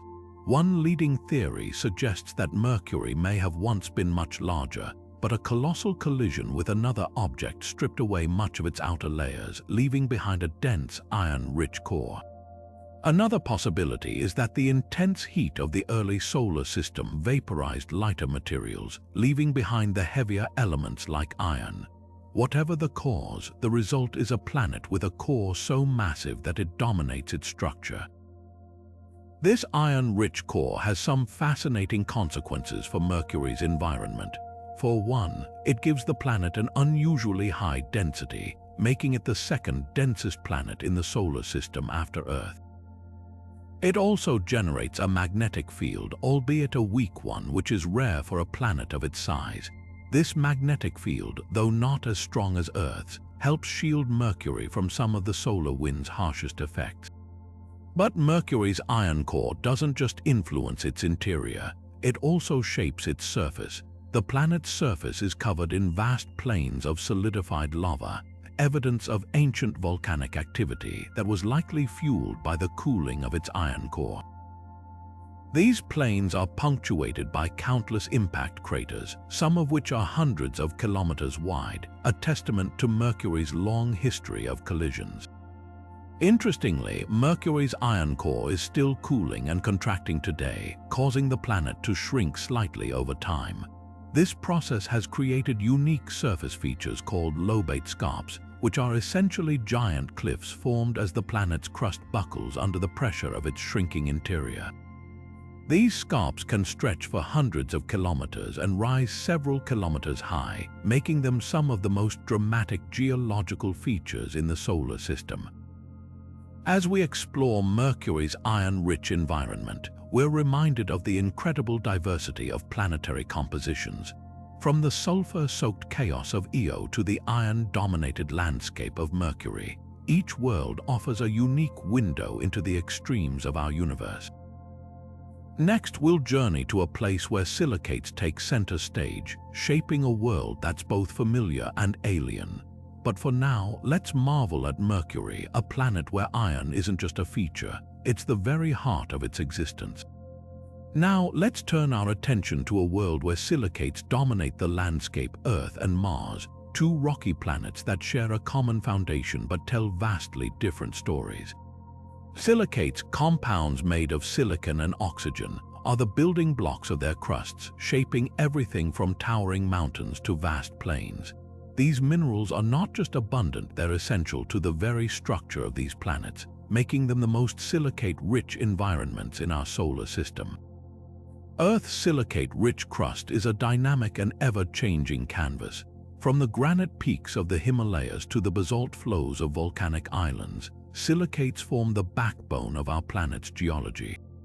They're the reason we have continents, ocean floors, and even the soil beneath our feet. But Earth's crust isn't static. It's constantly reshaped by tectonic activity, a process driven by the heat of the planet's interior. This movement creates mountains, triggers earthquakes, and fuels volcanic eruptions, all thanks to the interplay of silicate minerals. Mars, on the other hand, tells a quieter but no less fascinating tale. Its silicate-rich crust is a frozen record of its past, preserving ancient volcanoes, impact craters, and dried-up riverbeds. Olympus Mons, the largest volcano in the solar system, is a testament to Mars' volcanic history, built layer by layer from silicate-rich lava. The planet's surface is also covered in fine silicate dust, giving it its iconic reddish hue. This dust, blown by Martian winds, creates vast dunes and dust storms that can engulf the entire planet. But silicates aren't just about rocks and dust, they're also key to understanding the potential for life. On Earth, silicates play a crucial role in the carbon cycle, helping regulate the planet's climate over millions of years. On Mars, scientists study silicate minerals to uncover clues about the planet's watery past. Certain silicates, like clays, form in the presence of water, suggesting that Mars may have once had lakes, rivers, and even oceans. These discoveries make silicates not just a geological curiosity, but a window into the possibility of life beyond Earth. As we explore these silicate-rich worlds, we're reminded of the incredible diversity of planetary surfaces. From the iron-dominated plains of Mercury to the silicate-rich landscapes of Earth and Mars, each planet offers a unique glimpse into the extremes of our universe. Next, we'll venture into the realm of organic molecules, where the building blocks of life take center stage. But for now, let's appreciate the silicates, the quiet architects of rocky worlds, shaping the very ground beneath our feet and the landscapes of distant planets. Now, let's shift our gaze to the vast, dark expanses of interstellar space, where the seeds of life itself may be waiting to sprout. Far from the warmth of stars, in the cold, dense clouds of gas and dust, lies one of the most organic, molecule-rich environments in the universe. These interstellar clouds, often referred to as stellar nurseries, are not just the birthplaces of stars. They are also the cosmic factories where complex organic molecules are forged. These molecules, made up of carbon, hydrogen, oxygen, and other elements, are the building blocks of life as we know it. From simple compounds like water and methane to more complex structures like amino acids and sugars, these clouds are teeming with the ingredients necessary for life. Scientists have detected over 200 different types of organic molecules in these regions, some of which are strikingly similar to the compounds found in living organisms on Earth. What makes these interstellar clouds so special is their ability to create and preserve these molecules despite the harsh conditions of space. Temperatures here can drop to just a few degrees above absolute zero, and the density of particles is incredibly low. Yet within these clouds, chemical reactions occur on the surfaces of dust grains, where atoms and molecules come together to form more complex structures. Over millions of years, these molecules accumulate, creating a rich chemical soup that could one day become part of a new star system, or even a new planet capable of supporting life. One of the most fascinating discoveries in these clouds is the presence of polycyclic aromatic hydrocarbons, or PAH. These large, ring-shaped molecules are incredibly stable and can survive the intense radiation and turbulence of space. They're thought to play a key role in the formation of more complex organic molecules, acting as stepping stones toward the chemistry of life. But the story doesn't end there. When stars and planets form from these clouds, they carry these organic molecules with them. This means that the raw materials for life could be scattered throughout the galaxy, waiting for the right conditions to spark the emergence of living organisms. It's a humbling thought that the same molecules drifting through the void of space might one day become part of a living, breathing world. As we explore these organic molecule-rich environments, we're reminded of the incredible interconnectedness of the universe. From the cold, dark clouds of interstellar space to the warm, vibrant planets that orbit distant stars, the journey of these molecules is a testament to the potential for life to arise in even the most unlikely places. Next, we'll dive into the world of extremophiles, organisms that thrive in the harshest conditions on Earth, and what they might tell us about life in the cosmos. But for now, let's marvel at the interstellar clouds where the chemistry of life begins its cosmic journey. Now, let's turn our attention to Earth, where life has found a way to thrive in some of the most inhospitable conditions imaginable. These remarkable organisms, known as extremophiles, are nature's ultimate survivors, capable of withstanding levels of radiation that would be lethal to most other forms of life. Their existence not only challenges our understanding of biology, but also offers tantalizing clues about the potential for life in the universe's most extreme environments. Extremophiles are found in places like deep-sea hydrothermal vents, acidic hot springs, and even the frozen deserts of Antarctica. But perhaps the most fascinating are the radiation-resistant extremophiles, such as Deinococcus radiodurans.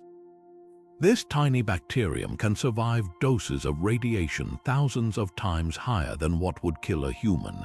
It's so resilient that scientists have nicknamed it Conan the Bacterium. But how does it do it? The secret lies in its ability to repair its DNA at an astonishing rate. When exposed to radiation, its DNA is shattered into hundreds of pieces, but within hours it can stitch itself back together, good as new. This incredible resilience isn't just a quirk of nature, it's a window into the possibilities of life beyond Earth. If organisms like Deinococcus radiodurans can survive such extreme radiation on Earth, could similar life forms exist in the high radiation environments of space? Think about the intense radiation belts around Jupiter or the cosmic rays that bombard planets without protective atmospheres. These places might seem uninhabitable to us, but extremophiles suggest that life could find a way.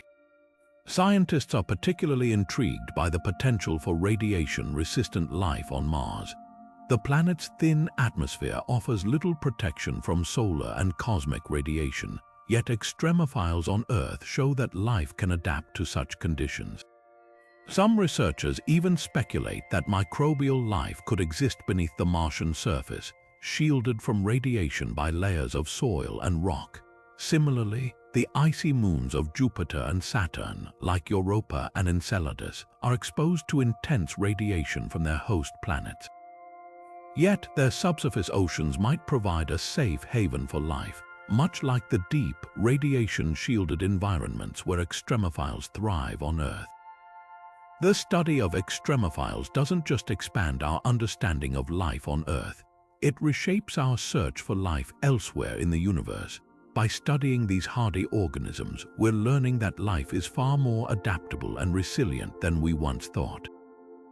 It's a reminder that the universe is full of surprises, and that life in some form might be waiting in the most unexpected places. As we marvel at the tenacity of Earth's extremophiles, we're left with a profound question. If life can flourish in such extreme conditions here, what might be possible in the vast, uncharted reaches of space? Next, we'll explore how time itself bends and warps in the presence of extreme gravity, revealing yet another layer of the universe's mysteries. But for now, let's celebrate these tiny, radiation-defying pioneers, showing us that life in all its forms is truly extraordinary. Now, let's step into one of the most mind-bending phenomena in the universe: time dilation. Near neutron stars and black holes, time doesn't just tick by at a steady pace. Instead, it warps, stretches, and slows down in ways that defy our everyday experience. This is the realm of extreme gravity, where the fabric of space-time itself is twisted and distorted. Imagine standing near a neutron star, an object so dense that a single teaspoon of its material would weigh billions of tons. The immense gravitational pull of a neutron star doesn't just affect space, it also bends time. If you were to watch a clock on the surface of a neutron star from a safe distance, you'd notice something strange. The clock would tick slower than your own. This is time dilation in action, a consequence of Einstein's theory of general relativity. The stronger the gravity, the slower time moves, but neutron stars are just the beginning. Black holes take time dilation to an entirely new level. Near the event horizon of a black hole, the point of no return, time slows down so dramatically that it almost seems to stop. From the perspective of someone far away, an object falling into a black hole would appear to freeze in place, its light stretched and dimmed as it approaches the event horizon. Yet, for the object itself, time would feel normal. This bizarre effect is one of the most striking examples of how gravity can warp our perception of time. The implications of time dilation are profound. For instance, if you could orbit a black hole for a few hours and then return to Earth, you might find that years or even decades had passed for everyone else. This isn't just science fiction, it's a real phenomenon predicted by physics. Time dilation has even been observed on a smaller scale here on Earth. Atomic clocks on high-altitude airplanes where gravity is slightly weaker tick faster than those on the ground. While the difference is tiny, it confirms that time dilation is a fundamental part of our universe. So, what does this mean for the universe's most extreme environments? Near neutron stars and black holes, time becomes a fluid, malleable thing. It's a reminder that the universe operates by rules far stranger than we can imagine. As we continue to explore these cosmic wonders, we're not just uncovering the secrets of space, we're also unraveling the mysteries of time itself. Next, we'll dive into how massive objects like galaxy clusters can bend light itself, creating some of the most spectacular visual phenomena in the cosmos. But for now, let's marvel at the idea that time, something we often take for granted, is anything but constant in the universe's most extreme environments. Now, let's shift our focus to one of the most visually stunning phenomena in the cosmos: gravitational lensing. This incredible effect occurs when massive objects like galaxy clusters or black holes warp the fabric of space-time so dramatically that they bend the path of light traveling through it. Think of it as a cosmic magnifying glass, where the immense gravity of these objects distorts and amplifies the light from distant galaxies behind them. Here's how it works. When light from a faraway galaxy passes near a massive object, the intense gravitational pull causes the light to curve around it. This bending of light can create multiple images of the same galaxy, or even stretch it into arcs and rings. These distorted images are like cosmic mirages, offering us a glimpse of objects that would otherwise be too faint or distant to see. Gravitational lensing doesn't just create beautiful visuals, it's also a powerful tool for astronomers. By studying these lensed images, scientists can map the distribution of dark matter, measure the expansion of the universe, and even discover exoplanets. One of the most famous examples of gravitational lensing is the Einstein cross, a quasar whose light is split into 4 distinct images by a foreground galaxy. This phenomenon was predicted by Einstein's theory of general relativity, and its discovery confirmed that massive objects can indeed bend light. Another striking example is the galaxy cluster Abell 1689, which acts like a natural telescope, magnifying the light from galaxies billions of light years away. But gravitational lensing isn't just about distant galaxies. It also helps us study the invisible. Dark matter, which doesn't emit or reflect light, reveals its presence through its gravitational effects. By analyzing how light bends around galaxy clusters, astronomers can infer the distribution of dark matter within them. This has led to some of the most detailed maps of dark matter ever created, shedding light on one of the universe's greatest mysteries. Gravitational lensing is a testament to the interconnectedness of the cosmos. It shows us how massive objects, even those we can't see, shape the light that travels across the universe. As we continue to explore these light-bending environments, we're not just uncovering the secrets of distant galaxies, we're also piecing together the puzzle of dark matter and the structure of the universe itself. Next, we'll venture into the most intense cosmic ray environments, where high-energy particles bombard planets and moons without protective atmospheres. But for now, let's marvel at the way gravity can twist and magnify the light of the cosmos, revealing hidden wonders in the vast expanse of space. Now, let's turn our attention to one of the most relentless forces in the universe: cosmic rays. These high-energy particles, traveling at nearly the speed of light, constantly bombard planets, moons, and even spacecraft. But what makes cosmic rays so intense, and where do they come from? The answer lies in some of the most violent events in the cosmos, like supernova explosions, black hole jets, and even distant galaxies.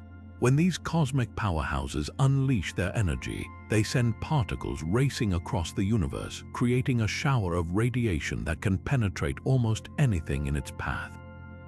Planets and moons without protective atmospheres, like Mercury or our own moon, bear the brunt of this cosmic onslaught. Without an atmosphere to shield them, their surfaces are exposed to a constant barrage of these high-energy particles.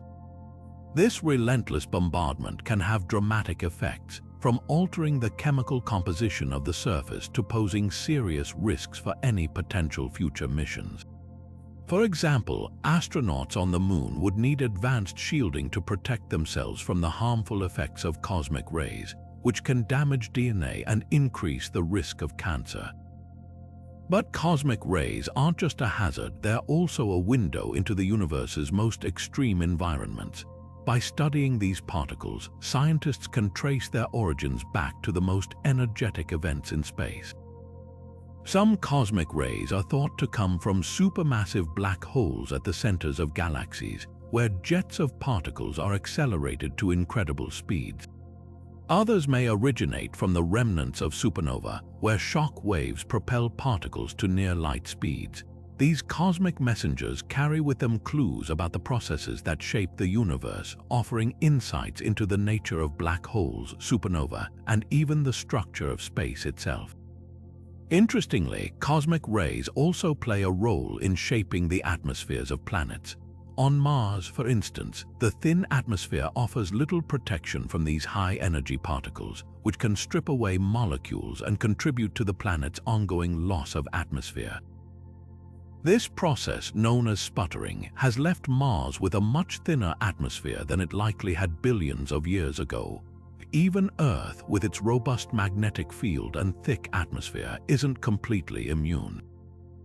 Cosmic rays that reach our planet contribute to the natural background radiation we experience every day. As we continue to explore the cosmos, understanding cosmic rays becomes increasingly important.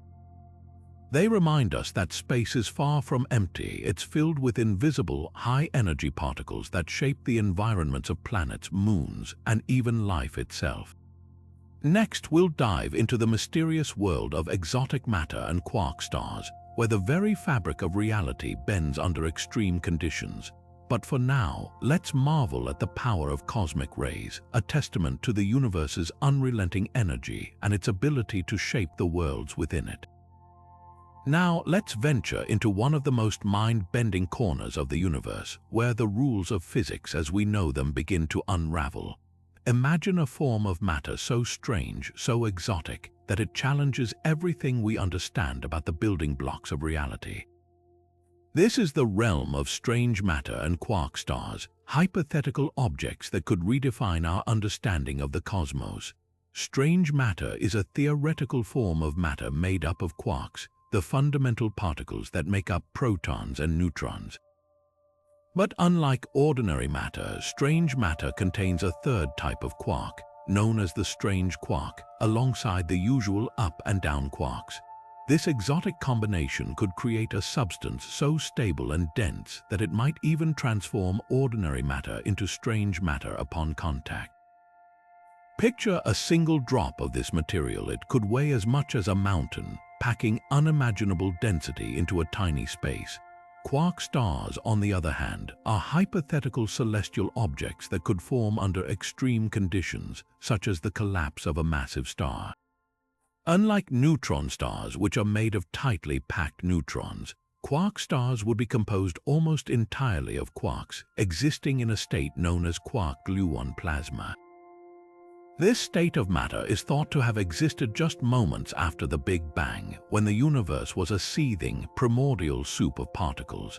If quark stars exist, they would represent a bridge between neutron stars and black holes, offering a glimpse into the extreme physics that govern the universe's most mysterious objects. The idea of strange matter and quark stars isn't just science fiction. It's grounded in the cutting-edge theories of quantum chromodynamics, the study of how quarks interact. Scientists speculate that these exotic objects could explain some of the unusual signals detected from distant neutron stars, such as bursts of energy that don't quite fit our current models. If quark stars do exist, they could help us understand the behavior of matter under conditions so extreme that they defy our everyday experience. But here's where it gets even more fascinating and a little unsettling. Some theories suggest that strange matter could be more stable than ordinary matter. If that's true, a single encounter with strange matter could trigger a chain reaction, converting everything it touches into this exotic substance. While this might sound like the plot of a sci-fi thriller, it's a real possibility that scientists take seriously when studying the universe's most extreme environments. As we continue to explore the cosmos, the search for strange matter and quark stars remains one of the most exciting frontiers in astrophysics. These hypothetical objects challenge our understanding of matter, energy, and the very fabric of reality itself. They remind us that the universe is full of mysteries waiting to be uncovered, and that even the most outlandish ideas can lead to groundbreaking discoveries. Next, we'll explore the ultimate question: could life exist in the universe's most extreme environments? But for now, let's marvel at the strange and exotic possibilities that lie hidden in the depths of space. Now, let's turn our attention to one of the most intriguing questions in all of science. Could life exist in the universe's most extreme environments? While we often think of life as thriving in warm, watery places like Earth, the cosmos has shown us that life might be far more resilient and adaptable than we ever imagined. Enter the icy moons of Europa and Enceladus, where hidden oceans beneath their frozen surfaces could harbor the building blocks of life, even in conditions that seem utterly inhospitable. Europa, one of Jupiter's largest moons, is a world cloaked in ice, but beneath its frozen crust lies a vast, salty ocean that could be twice the volume of all Earth's oceans combined. What makes this ocean so fascinating is the presence of hydrothermal vents on the seafloor, geysers of superheated water that spew minerals and nutrients into the surrounding environment. On Earth, similar vents are teeming with life, hosting ecosystems that thrive without sunlight, relying instead on chemosynthesis, a process where organisms convert chemicals into energy. Could Europa's vents be home to similar life forms? Scientists believe it's possible, and missions like NASA Europa Clipper aim to find out. Then there's Enceladus, a small but mighty moon of Saturn. Despite its size, Enceladus has made a big impression on astronomers. Its icy surface is marked by massive geysers that shoot water vapor and organic molecules into space, hinting at a subsurface ocean that might be in contact with the moon's rocky core. This interaction between water and rock could create the chemical energy needed to sustain life. In fact, the Cassini spacecraft detected hydrogen in these plumes, a potential energy source for microbial life. Enceladus's hidden ocean, much like Europa's, presents a tantalizing possibility life could exist in the most unexpected places, even in the frigid depths of space. But what makes these environments so extreme? For starters, the temperatures are freezing, the pressures are crushing, and sunlight is non-existent. Yet, life on Earth has shown us that it can adapt to the harshest conditions, from scorching deserts to the deepest ocean trenches. If life can thrive in such places, why not on Europa or Enceladus? The key lies in liquid water, a universal solvent that can dissolve and transport the chemicals necessary for life. Both moons have it, and that makes them prime candidates in the search for extraterrestrial life. The idea of life in these extreme environments isn't just a scientific curiosity, it's a profound reminder of how little we truly know about the universe. If life can exist in the icy oceans of distant moons, it could mean that life is far more common in the cosmos than we ever imagined.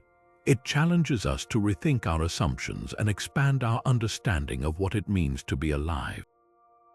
As we wrap up our journey through the universe's most extreme environments, one thing is clear: the cosmos is full of surprises.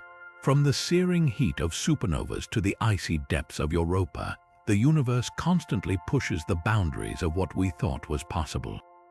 And as we continue to explore, who knows what other wonders, and perhaps even life, we might discover.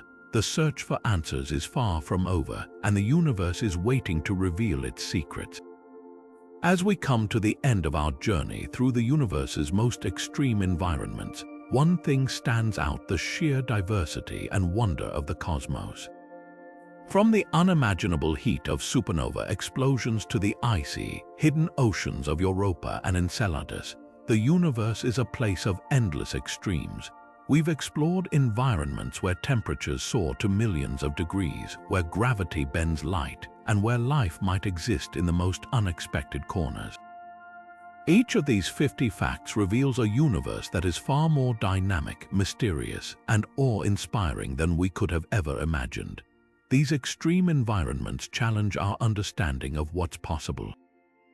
They remind us that the universe is not just a collection of stars and planets, but a vast, interconnected system where the rules of physics and chemistry create conditions that push the boundaries of life and matter. Whether it's the crushing pressure at the core of a gas giant, the relentless radiation around a pulsar, or the delicate balance of organic molecules in interstellar clouds, each environment tells a story of resilience, adaptation, and the relentless drive to survive. But perhaps the most exciting part of all this is what we don't yet know. Every discovery raises new questions, and every extreme environment we explore brings us closer to understanding the universe and our place within it. Could life exist in the acidic clouds of Venus, What secrets lie hidden in the icy depths of Europa's ocean? And what other extreme environments are waiting to be discovered in the vast expanse of space? The universe is full of mysteries, and the search for answers is far from over. So, what do you think? Could life thrive in these extreme environments, or are we alone in the cosmos? Share your thoughts in the comments below, and don't forget to like, subscribe, and hit the notification bell so you never miss an update on the latest space mysteries. The universe is waiting to reveal its secrets. Will you join us in exploring them?